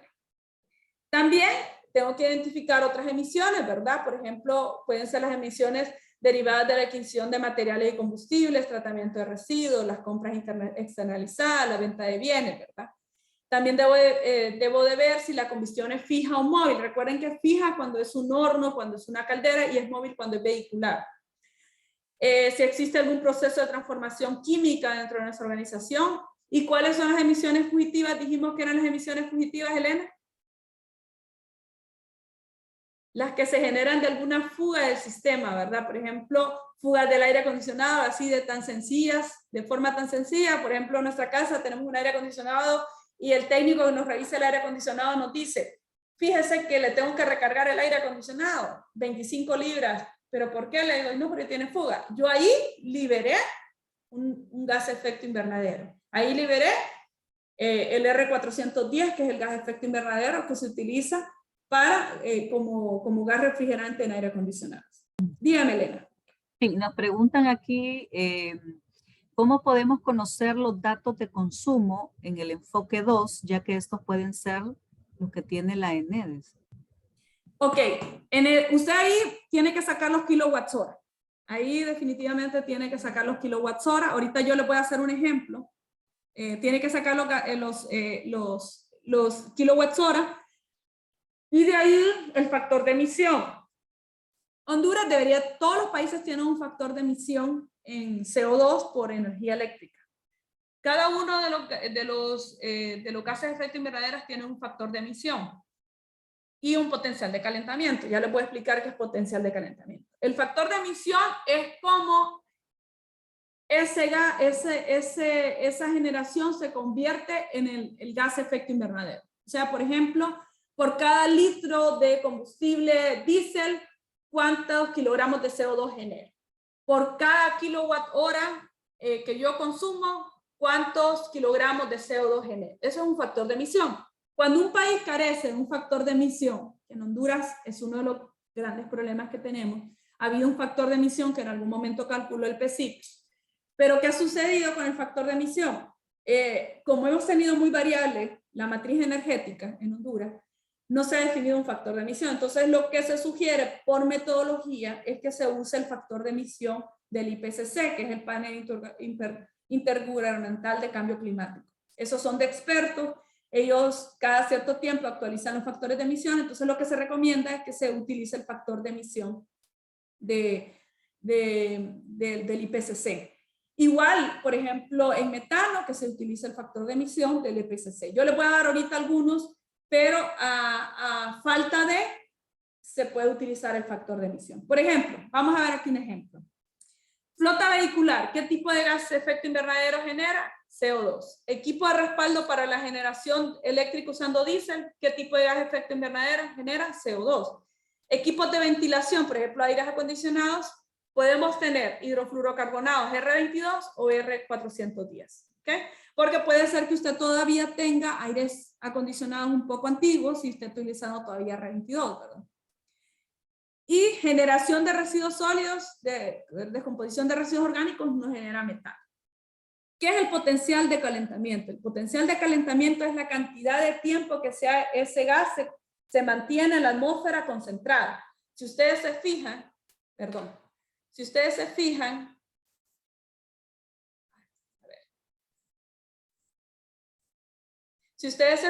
CO2 aparece con una unidad. Quiere decir que es el de menor impacto, pero si ustedes se fijan, el R410 tiene un potencial de calentamiento 1810 veces más que el CO2. O sea, ¿qué quiere decir? Que si yo tengo fugas de aire acondicionado, es mucho más potente que que si yo, por ejemplo, consumo energía. Por eso las emisiones fugitivas hay que controlarlas, ¿verdad? Son más fáciles porque yo lo que tengo que mantener es el sistema sin fuga, ¿verdad? Las demás se miden por consumo. Por ejemplo, el metano es 25 veces más potente que el dióxido de carbono. Por ejemplo, acá dice fuentes indirectas, enfoque 2, uso de energía eléctrica. ¿Qué tipo de gas? CO2, potencial de calentamiento 1. Entonces, estos son datos que yo ocupo para hacer mis cálculos, ¿verdad? Igual usted puede entrar a la página del IPCC y le ayuda. Por ejemplo, aquí tengo otros que son del IPCC, miren. Por ejemplo, el metano, potencial de calentamiento 25. El óxido de nitrógeno, potencial de calentamiento 298. El hexafluoruro de azufre, 22.800. Miren, es súper potente. El R134A, que es el gas que se utiliza para en algunos refrigeradores, 1430. El R22, 1810. El R32, que es otro gas refrigerante, 675. El R134A, bueno, aquí se aparece todavía otra vez con otra variable, 1430. El R410, 2088. O sea, cuando usted le decía, por ejemplo, otra mentira comercial, le decían, no es que usted va a cambiar al gas refrigerante verde, y le decían que el R410 era verde. El R410 lo que es que no agota la capa de ozono, o sea, es un gas permitido porque en comparación con el R22, que sí agota la capa de ozono y que por eso se volvió prohibido, el R410 no lo agota, pero sí tiene un alto impacto en gas efecto invernadero. Aquí, esto, cuando este valor es bien alto, le significa que es un gas de alto impacto. Y aquí aparecen otros valores también de potencial de calentamiento. ¿Por qué les doy estos datos? Porque estos datos los van a ocupar en el caso que usted quiera hacer un cálculo manual, ¿verdad? Entonces, ¿cómo calculo yo las emisiones? Todas las emisiones, si usted se fija, usted tiene emisiones por metano, tiene emisiones por gases, por ejemplo, por gas de refrigeración, por R134A, por 410, tiene emisiones por hexafluoruro de azufre, pero todo se mide en CO2 equivalente. La unidad, como digamos, la unidad mundial de medición es CO2 equivalente, ¿verdad? Entonces, quiere decir que todos los gases, independientemente de cómo se les genere, usted lo va a tener que convertir en toneladas de CO2 equivalente. Por eso se utiliza la E de manera ahí un poco sencilla. Entonces, esta es la fórmula como se calcula las toneladas de CO2 equivalente. El consumo por el factor de emisión, por el potencial de calentamiento y el factor de conversión. El factor de conversión es lo que nos enseñaron a nosotros pequeños de cómo convertir galones a litros, de cómo convertir kilogramos a toneladas, todo lo que sean factores de conversión es otra unidad que se utiliza. Vamos a ver un ejemplo para que quede un poco más claro. Y aquí hay unos factores de emisión ya del sector de energía. Por ejemplo, la gasolina genera 2.26 kilogramos de CO2 por cada litro de combustible. El diésel genera 2.69 kilogramos de CO2 por cada litro de combustible. El búnker genera 3.01 kilogramos de CO2 por cada litro de combustible y así sucesivamente. Miren, el LP es uno de los gases de efecto invernadero menos contaminantes, genera 1.61. Si lo comparamos con el búnker, es súper más contaminante el búnker, ¿verdad? Y súper más contaminante el diésel también. ¿Okay? Aquí, por ejemplo, hay otros factores de emisión también por tipo de uso. Por ejemplo, aquí tengo, por ejemplo, un autobús interurbano. Estos también son factores del IPCC. Le dice, generan 135 gramos de CO2 por kilómetro por pasajero. Que aquí la medición se la hace por otra unidad, se lo hace por diferentes variables. Esto usted lo puede tener también para hacer cálculos. ¿Okay? Esto le sirve para calcular y hacer cálculos. Entonces, esos ya son fijos. Ya son fijos, ya son valores del IPCC. Son valores del IPCC. El que cambia es ¿cuál es el que cambia? Que hay que estarlo revisando en la... El de energía. Por ejemplo, ahorita yo aquí les pongo un fuente de IPCC. Aquí lo ideal fuera un factor de emisión de Honduras, pero lastimosamente no está actualizado, entonces yo utilizo fuente IPCC, que son 0.55 kilogramos de CO2 por cada kilowatt que yo utilizo. Ya vamos a hacer con un ejemplo de conversión. Sería interesante que para los que quieran hacer el ejercicio vayan sacando libreta y lápiz, por si lo quieren presentar también aquí en pantalla, los que quieren hacer el ejercicio, porque sí es importante para que pues, lo podamos. Por ejemplo, hay un factor de emisión por tonelada de metano, miren. Este es poquito viejito, pero usted puede usar el del IPCC. Este es el de Honduras, que es 0.04 toneladas de metano por tonelada de residuo. Es bien viejito este. Pero hay factores de emisión en el IPCC, inclusive en el IPCC usted puede ingresar y puede encontrar factores de emisión por lagunas de oxidación por metros cúbicos que esa laguna tenga. Usted puede estandarizar de esa manera el factor de emisión. Entonces vamos a hacer un ejemplo sencillo acá para que a ustedes nos quede claro para qué utilizo ese montón de números y no nos quedemos tan confundidos. Por ejemplo, vengo yo y como empresa consumo 125,000 kilowatts hora. Vale, eso es mi consumo, eso es lo que nos viene en la factura. Ahí estamos claros todos, ¿verdad? El factor de emisión son 0.55 kilogramos de CO2 por kilowatt hora. Este es un dato de los que les puse ahorita en la presentación. ¿Qué dijimos que generaba el consumo de energía? Genera CO2, ¿verdad? Y el potencial de calentamiento de CO2, ¿cuál es? Es 1. Entonces, algo tan sencillito de convertir es venir y agarrar. Tengo mis 125 kilowatts hora, multiplico por los 0.55 kilogramos de CO2, por el 1, que es el potencial de calentamiento, por la unidad de conversión de toneladas a 1000 kilogramos. ¿Por qué? ¿Por qué lo convierto? Porque aquí tengo kilogramos y aquí me lo están pidiendo en toneladas. ¿Cuánto nos dio? 68.75 toneladas. Miren, aquí usted puede convertir. Por ejemplo, si usted en su empresa genera 385,000 toneladas de kilowatts hora, viene y solo sustituye su valor aquí, lo convierte por este factor de emisión y por el potencial de calentamiento de CO2 y así sucesivamente. Miremos uno con combustible. Aquí tenemos 85 galones de gasolina. Para hacerlo un poco más sencillo, porque el factor de emisión de la gasolina, ¿cuánto nos salía acá en las tablas? ¿Se recuerdan? Estaba en litros, miren. ¿Se recuerdan que aquí yo se los dejé en litros, verdad? Vamos a regresarnos a la tabla para que lo vean. La gasolina, el factor está en litros, ¿verdad? Entonces no puedo medir litros con galones, ¿verdad? Entonces, ni modo, ahí nos regresamos a secundaria del colegio y tenemos que convertir galones a litros, ¿verdad? Entonces, un galón tiene 3.785 litros, entonces paso esos 85,000 galones de gasolina, los paso a litros. Entonces, multiplico 85,000 galones por 3.785 y me genera 321,725 litros.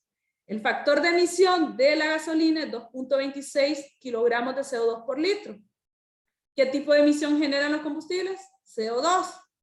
Entonces, el potencial de calentamiento es 1. Entonces tenemos aquí 321,725 litros por 2.26 por 1 y lo convierto de toneladas a kilogramos y me da 727,09 toneladas de CO2 equivalente. La verdad que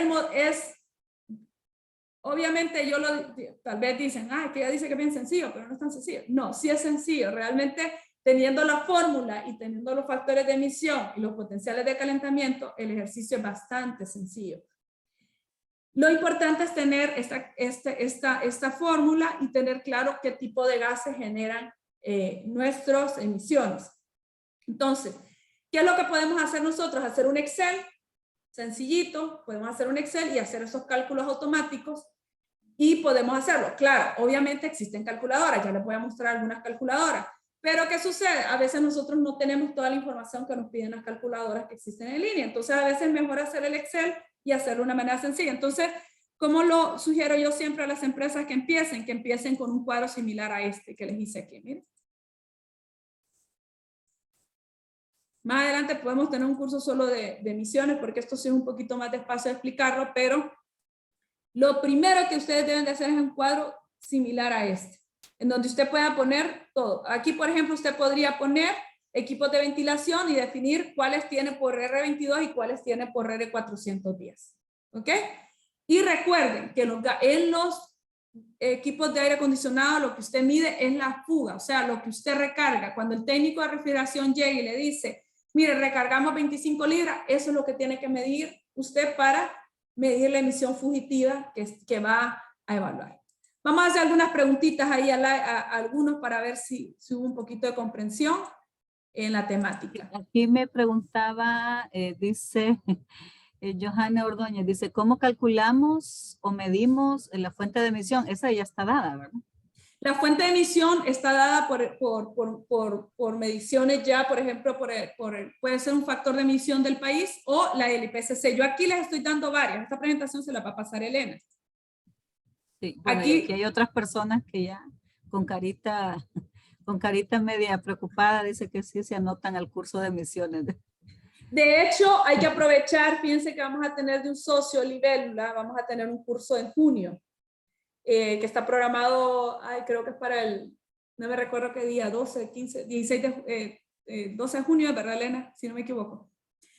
Ese va a ser con un socio de Sudamérica que nos va a ampliar toda esta temática. Igual podemos hacer uno más larguito de esto para hacer mediciones y más ejercicios, ¿verdad?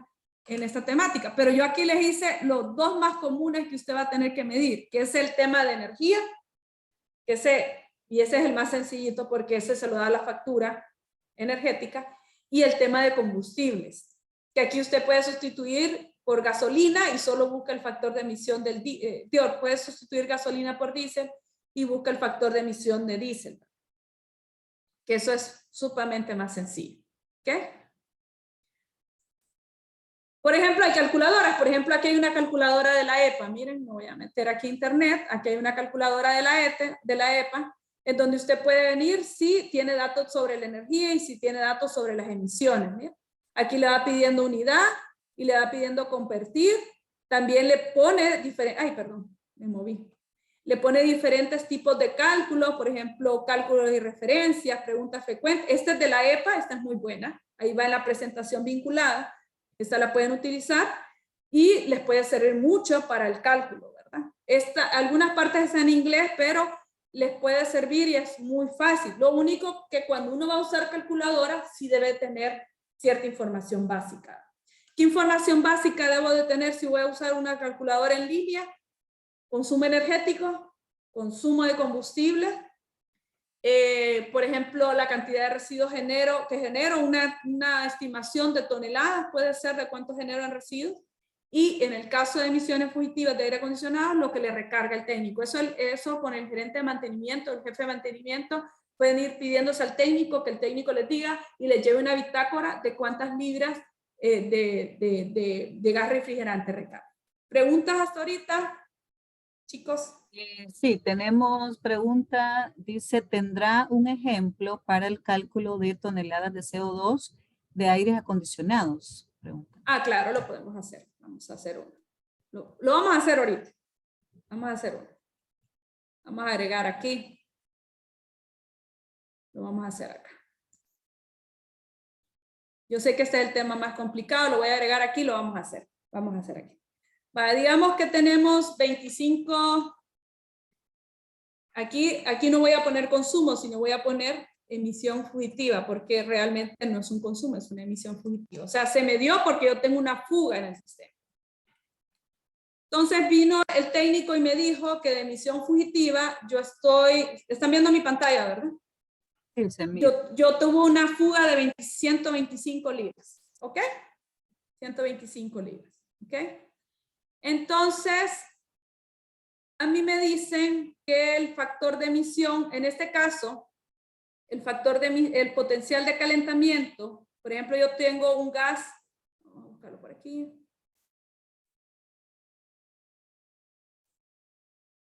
Acá están. Utilizo R410. Entonces el potencial de calentamiento, acá está, miren, es 2088. Vámonos acá. El potencial de calentamiento es 288. ¿Ok? ¿Qué tipo de emisiones? Y aquí es un hidrofluorocarbonato. Fluorocarbonato, ¿ok? 2088 es el potencial de calentamiento. Tipo de emisión que es hidrofluorocarbonato. Factor de emisión, aquí no tengo factor de emisión. Ya le puedo explicar por qué no tenemos factor de emisión. Porque la emisión ya se dio. En las emisiones fugitivas, la emisión es ella misma. En las libras ya se liberaron. Este es el factor de emisión, las libras que se liberaron. Aquí no tenemos factor de emisión.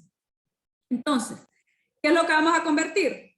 Aquí el dato me lo piden en toneladas, entonces vamos a convertir esas 125 libras, las vamos a convertir en kilogramos. ¿Ok? ¿Cuántas libras tiene un kilogramo, chicos? A ver, aquí ya están poniendo, dice 2.2. 2.2 libras tiene, no, entonces abajo, 2.2 tiene un kilogramo. ¿Ok? Entonces aquí voy a convertir, porque las unidades se anulan, ¿verdad? Esto es pura carpintería de cuando estábamos en la secundaria. Son 56.81 kilos, ¿verdad? ¿Ok? Tenemos 56.88 kilogramos, ¿ok? Estamos claros que no tenemos factor de emisión porque ya tenemos aquí el dato. Son 56.81 kilogramos. Eso es lo que se emitió. Recuerden que el factor de emisión es el volumen en masa del gas. Para explicarlo en términos sencillos. Tal vez no es la explicación más técnica, pero es la forma más sencilla de explicarlo. El factor de emisión es la cantidad en masa que se libera del gas. Entonces, como aquí ya lo tengo, porque ya me lo pesaron, porque ya me lo calculó el técnico que me recargó el aire acondicionado, ya lo tengo. Aquí tengo 56.81 kilogramos de R410. Entonces, aquí voy a sustituir datos. Vengo y tengo aquí 56.81 kilogramos. Este se me vuelve más sencillo porque no tengo factor de emisión, porque ya lo tengo por default, porque ya lo liberé. Aquí sí me cambia el potencial de calentamiento, porque se me eleva, ¿verdad? Y sí mantengo la conversión de toneladas a kilogramos, ¿verdad? Entonces vamos a hacer el cálculo, multiplicamos 56.81 por 2088. Espérenme, que estoy con calculadora en mano aquí del celular, chicos. Entre 1000. Nos da 118.61 toneladas de CO2 equivalente.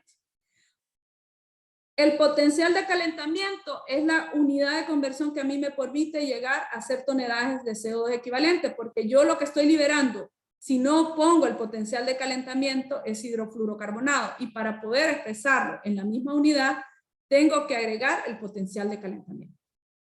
Entonces vieron que en una fuga de solo 125 libras, ¿vieron cuántas toneladas de CO2 genera? Es bien alto, ¿verdad? Porque el grado de potencia, de impacto de este gas es mucho más fuerte. ¿Quedó claro aquí con el de gas refrigerante? Bueno, aquí pregunta, dice, el aire acondicionado también consume energía en kilowatt hora. O sea que sería una combinación de gases fugitivos más el consumo nominal. Sí, el consumo nominal lo va a, sí, exacto, el consumo nominal lo va a medir con el dato que le dan en la factura. Pero esa es emisión de CO2 por consumo y esta es emisión por emisión fugitiva. Ok, perfecto. Si no, solo tenemos esa pregunta. Ok, sigamos entonces por aquí. Permítanme, solo voy a mover esta pantalla acá para ponerla en pantalla completa. Que es que al estar en presión, acá estamos. Perfecto. Bueno, hay bastantes calculadoras, como les digo, pero si van a usar calculadoras, yo les vuelvo a repetir, tengan los datos. Es bien importante. Aquí hay otra, por ejemplo, que se hace del gobierno español, que es otro tipo de cálculo. Aquí le dice, por ejemplo, reglas de cálculo, manual de usuario, ¿verdad? Y aquí le dice, bueno, cómo puede usar la calculadora, ¿verdad? Pero obviamente, para que usted pueda tener y usar estas calculadoras necesita datos. Entonces, lo más importante aquí es que usted al inicio tenga datos, kilowatts que genera. Aquí hay otra, miren, cálculo de emisiones por desplazamientos aéreos, por desplazamientos terrestres, por estancias en hoteles, por consumo de calefacción sanitaria, por consumo eléctrico, por alimentación. Entonces, estas calculadoras le dan otros valores. Pero, por ejemplo, el indicarse a usted le dice que mida lo que es más crítico dentro de su organización. Entonces, en este caso, si el consumo energético es lo más crítico, eso es lo que usted va a tener que medir, ¿verdad? Si, por ejemplo, usted genera muchos residuos, o tiene laguna, va a tener que medir esas emisiones de la laguna. Hay factores de conversión para lagunas también. Si alguien lo ocupa en específico, le mando un correo a Eliana y yo se lo puedo mandar también, en específico para esos datos. Bueno, en el tema de adaptación, y miren, lo más importante de todo esto que hicimos no solo es el cálculo, es todo lo que vamos a hacer una vez cuando comparamos y decimos, bueno, este año yo generé 120 toneladas de emisiones fugitivas por aire acondicionado, el otro año lo voy a bajar a la mitad, porque me voy a asegurar que los aire acondicionados tengan un buen mantenimiento y que ya no voy a tener fugas. O voy a bajar el consumo eléctrico, o voy a optimizar las rutas de los vehículos para que consuman menos energía. Aquí lo más importante es lo que usted haga para reducir, ¿verdad? No todo este cálculo que hagamos, es importante el cálculo y es complejo, pero lo más importante es lo que usted hace para reducir, ¿verdad? En el tema de adaptación, primero, en el tema de adaptación es uno de los temas que menos desarrollamos también. Primero tenemos que identificar cómo nuestro negocio se ve amenazado por el cambio climático, identificar riesgos. Y esos riesgos se identifican por la ubicación de las operaciones del negocio y de nuestros proveedores y por los lugares de vivienda de nuestros proveedores. O sea, nosotros vamos a ver, por ejemplo, si tenemos varios colaboradores que viven en zonas de riesgo, tenemos que tener un plan de adaptación al cambio climático referente a este tema. Si nuestro negocio está cerca de una zona inundable, una zona de riesgo, también tenemos que tener un plan. Si nuestros proveedores o algún proveedor crítico nuestro está dentro de una zona que pueda ser afectado por efectos del cambio climático, por ejemplo, inundaciones o un huracán, tenemos que tener claro que tenemos que tener un plan. Tenemos que analizar proyecciones climáticas. Estas se pueden conseguir con Copeco. Ellos manejan sus informes a través de Senaos. Podemos obtener algunas proyecciones climáticas. También identificar si tenemos que hacer sistemas de alertas tempranas, ayuda monetaria y prevención de enfermedades vinculadas al cambio climático. Esto es mucha educación, por ejemplo, el dengue, el chikungunya o cualquiera de estas enfermedades que se incrementan por los vectores. Todas esas enfermedades están dentro del Plan Nacional de Adaptación al Cambio Climático y que son enfermedades en las cuales son temas de educación. Si nuestra gente vive en zonas en donde hay proliferación de estas enfermedades, tenemos que montar esas campañas de educación y es una forma de demostrar nuestro plan de adaptación al cambio climático. También identificar oportunidades de adaptación, por ejemplo, cambios en infraestructura, adaptación de rutas, por ejemplo, si cuando siempre se inunde y por esa ruta no puede circular nuestro producto, significa que tenemos que hacer una adaptación de ruta. Si por ejemplo cultivamos café y una especie se llena de roya, quiere decir que tengo que cambiar a otra especie de café, o por ejemplo, si tengo cambiar a cultivos que demandan menos consumo de agua. Son cosas de temas de adaptación al cambio climático.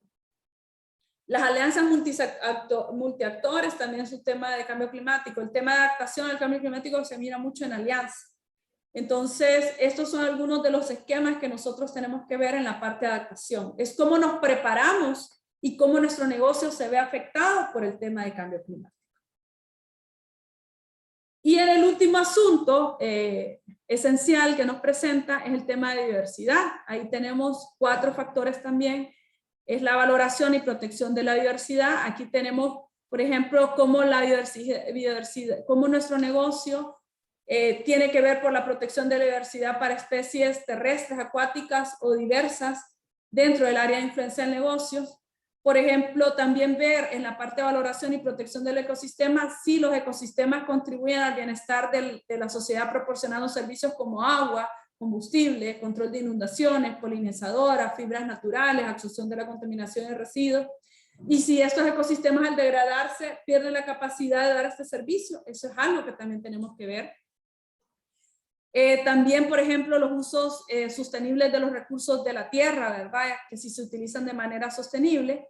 Y el fomento del desarrollo urbano, ¿verdad? Las decisiones en la organización del desarrollo urbano rural, ejemplo, la planificación urbana en la construcción, los sistemas de transporte y las aguas residuales. Entonces, ¿cómo vemos esto? ¿Verdad? Ustedes dirán, yo miro que siempre la parte de diversidad todo el mundo lo niega, como que lo pone como que no le aplica, ¿verdad?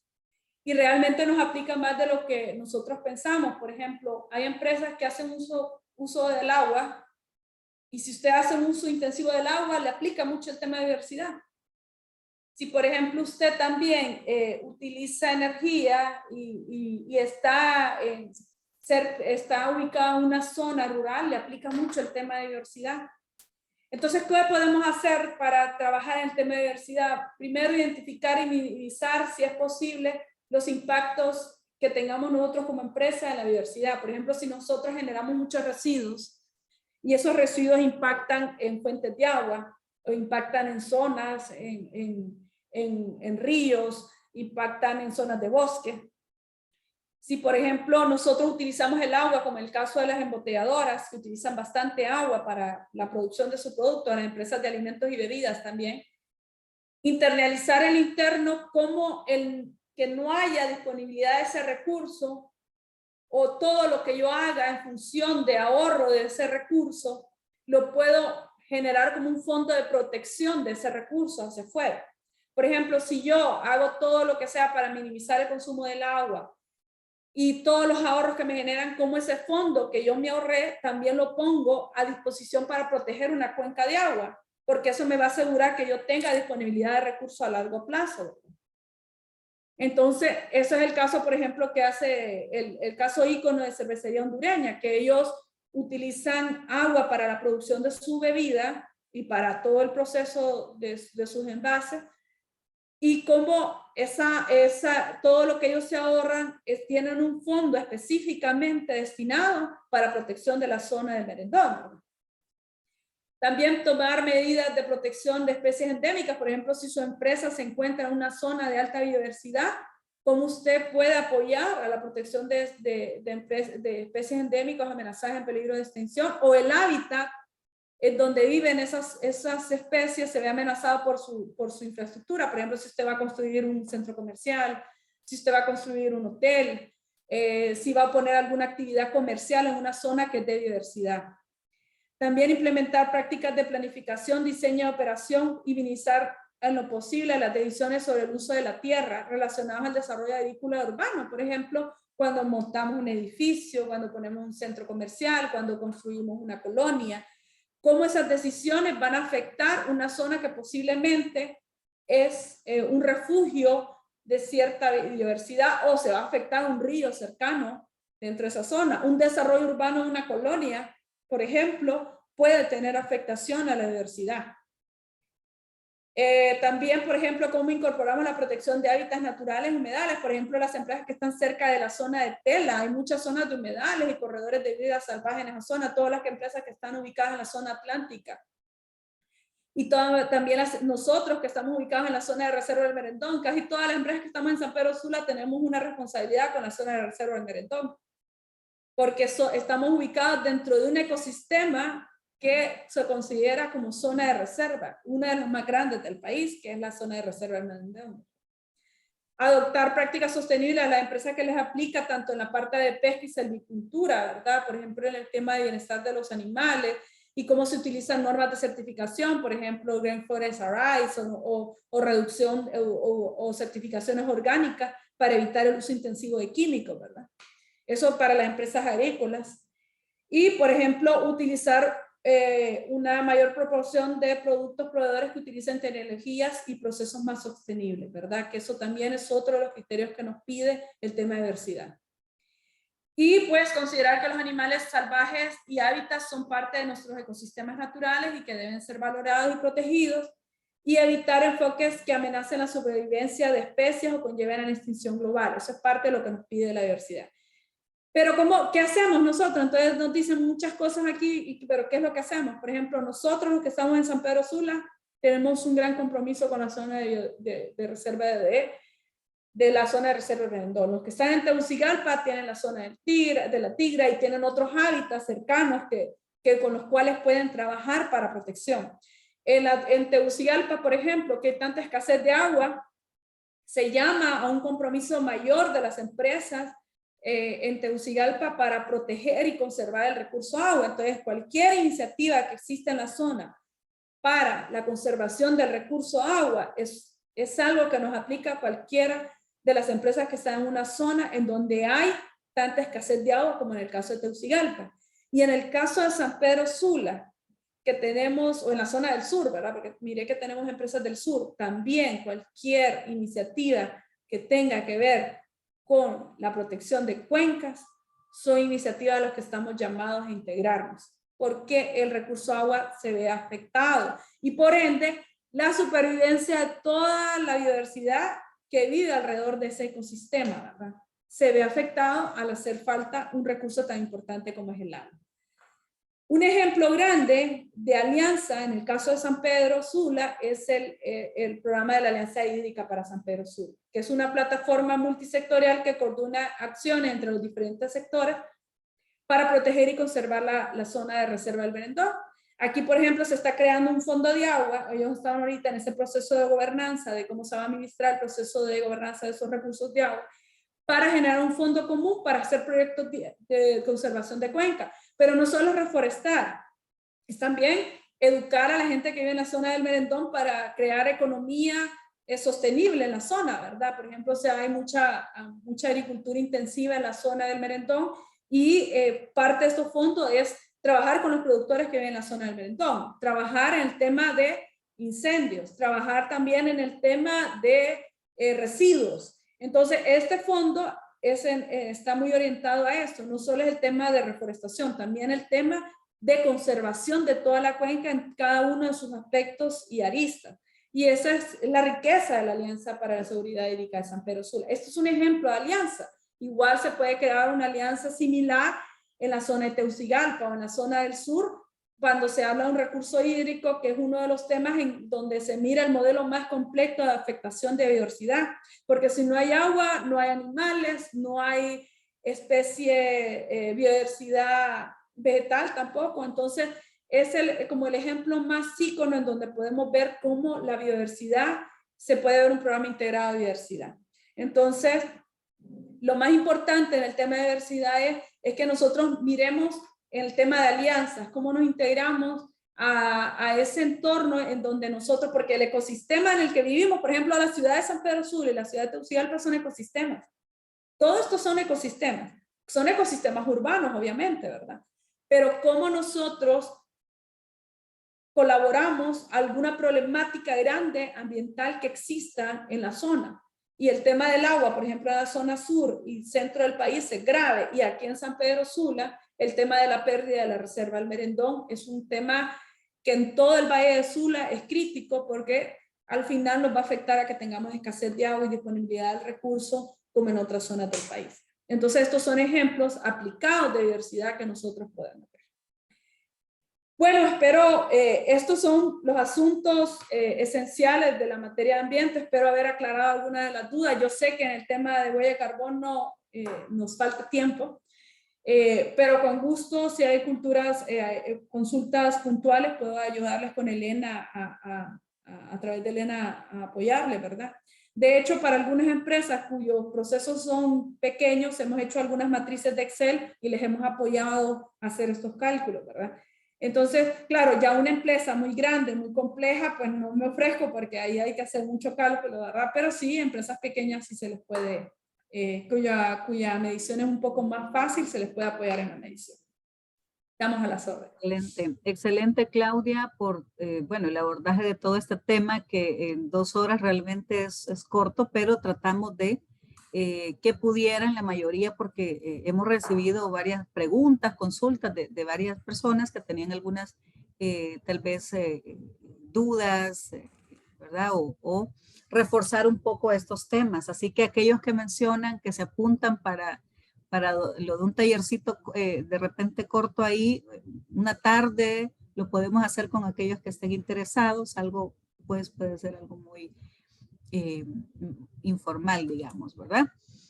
Aquí tenemos el enlace, les pido por favor se tomen 2 minutitos para completar el enlace de la evaluación de este webinar. Ahí lo acaba de enviar nuevamente, ya lo he enviado varias veces Gabriela.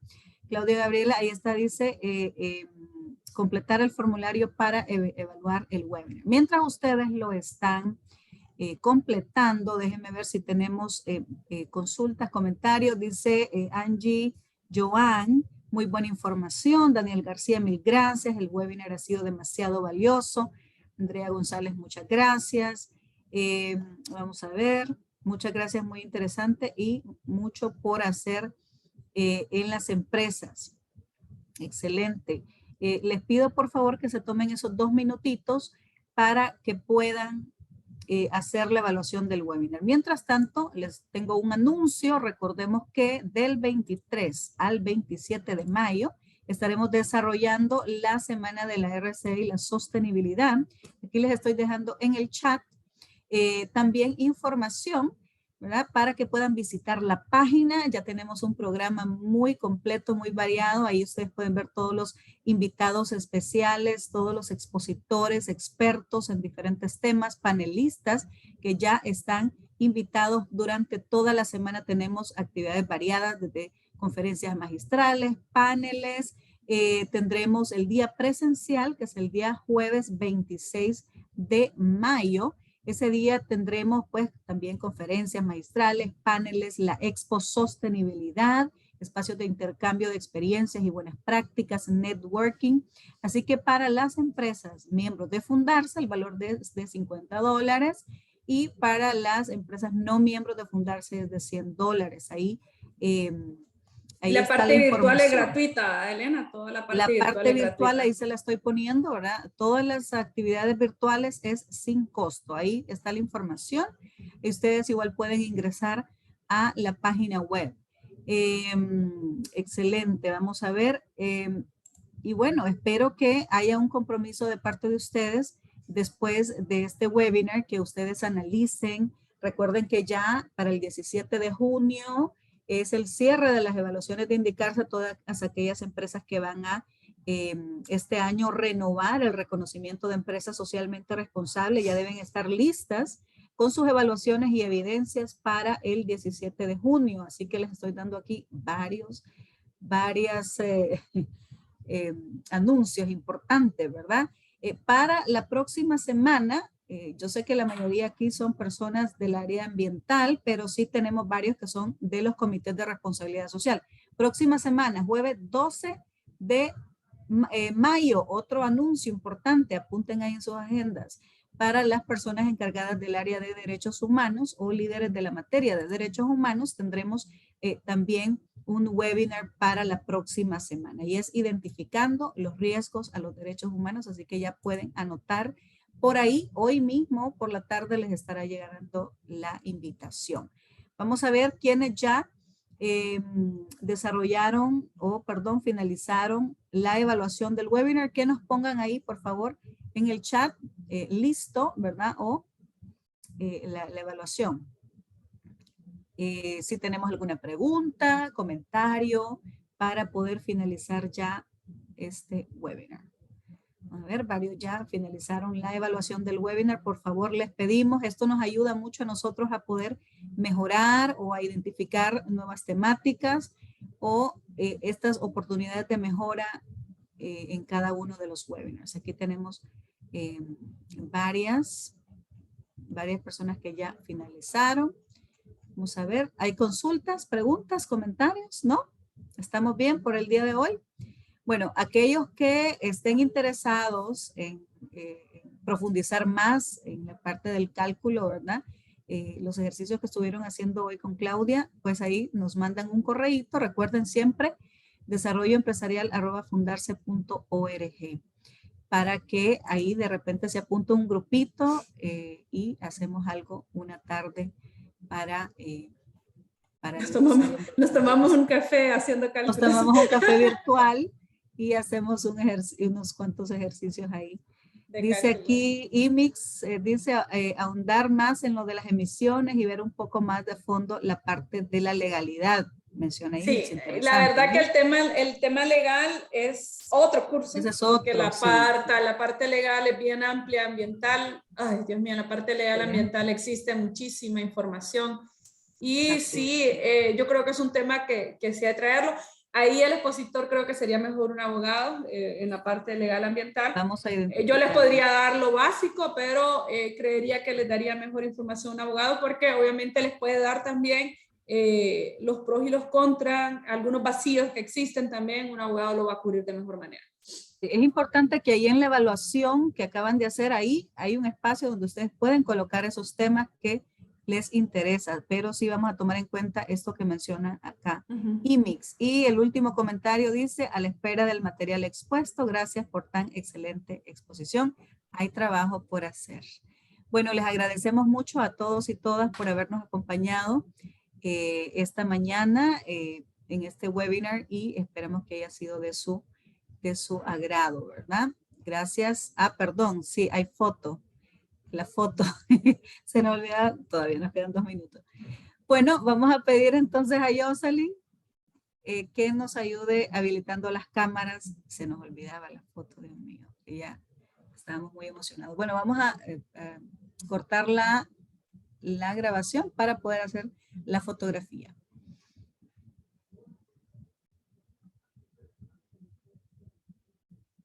Okay.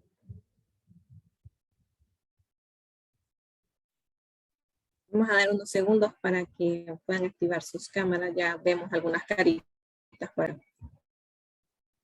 Ahí sonrientes. Vamos a parar la grabación, Jocelyn, para poder hacer la foto tranquilamente.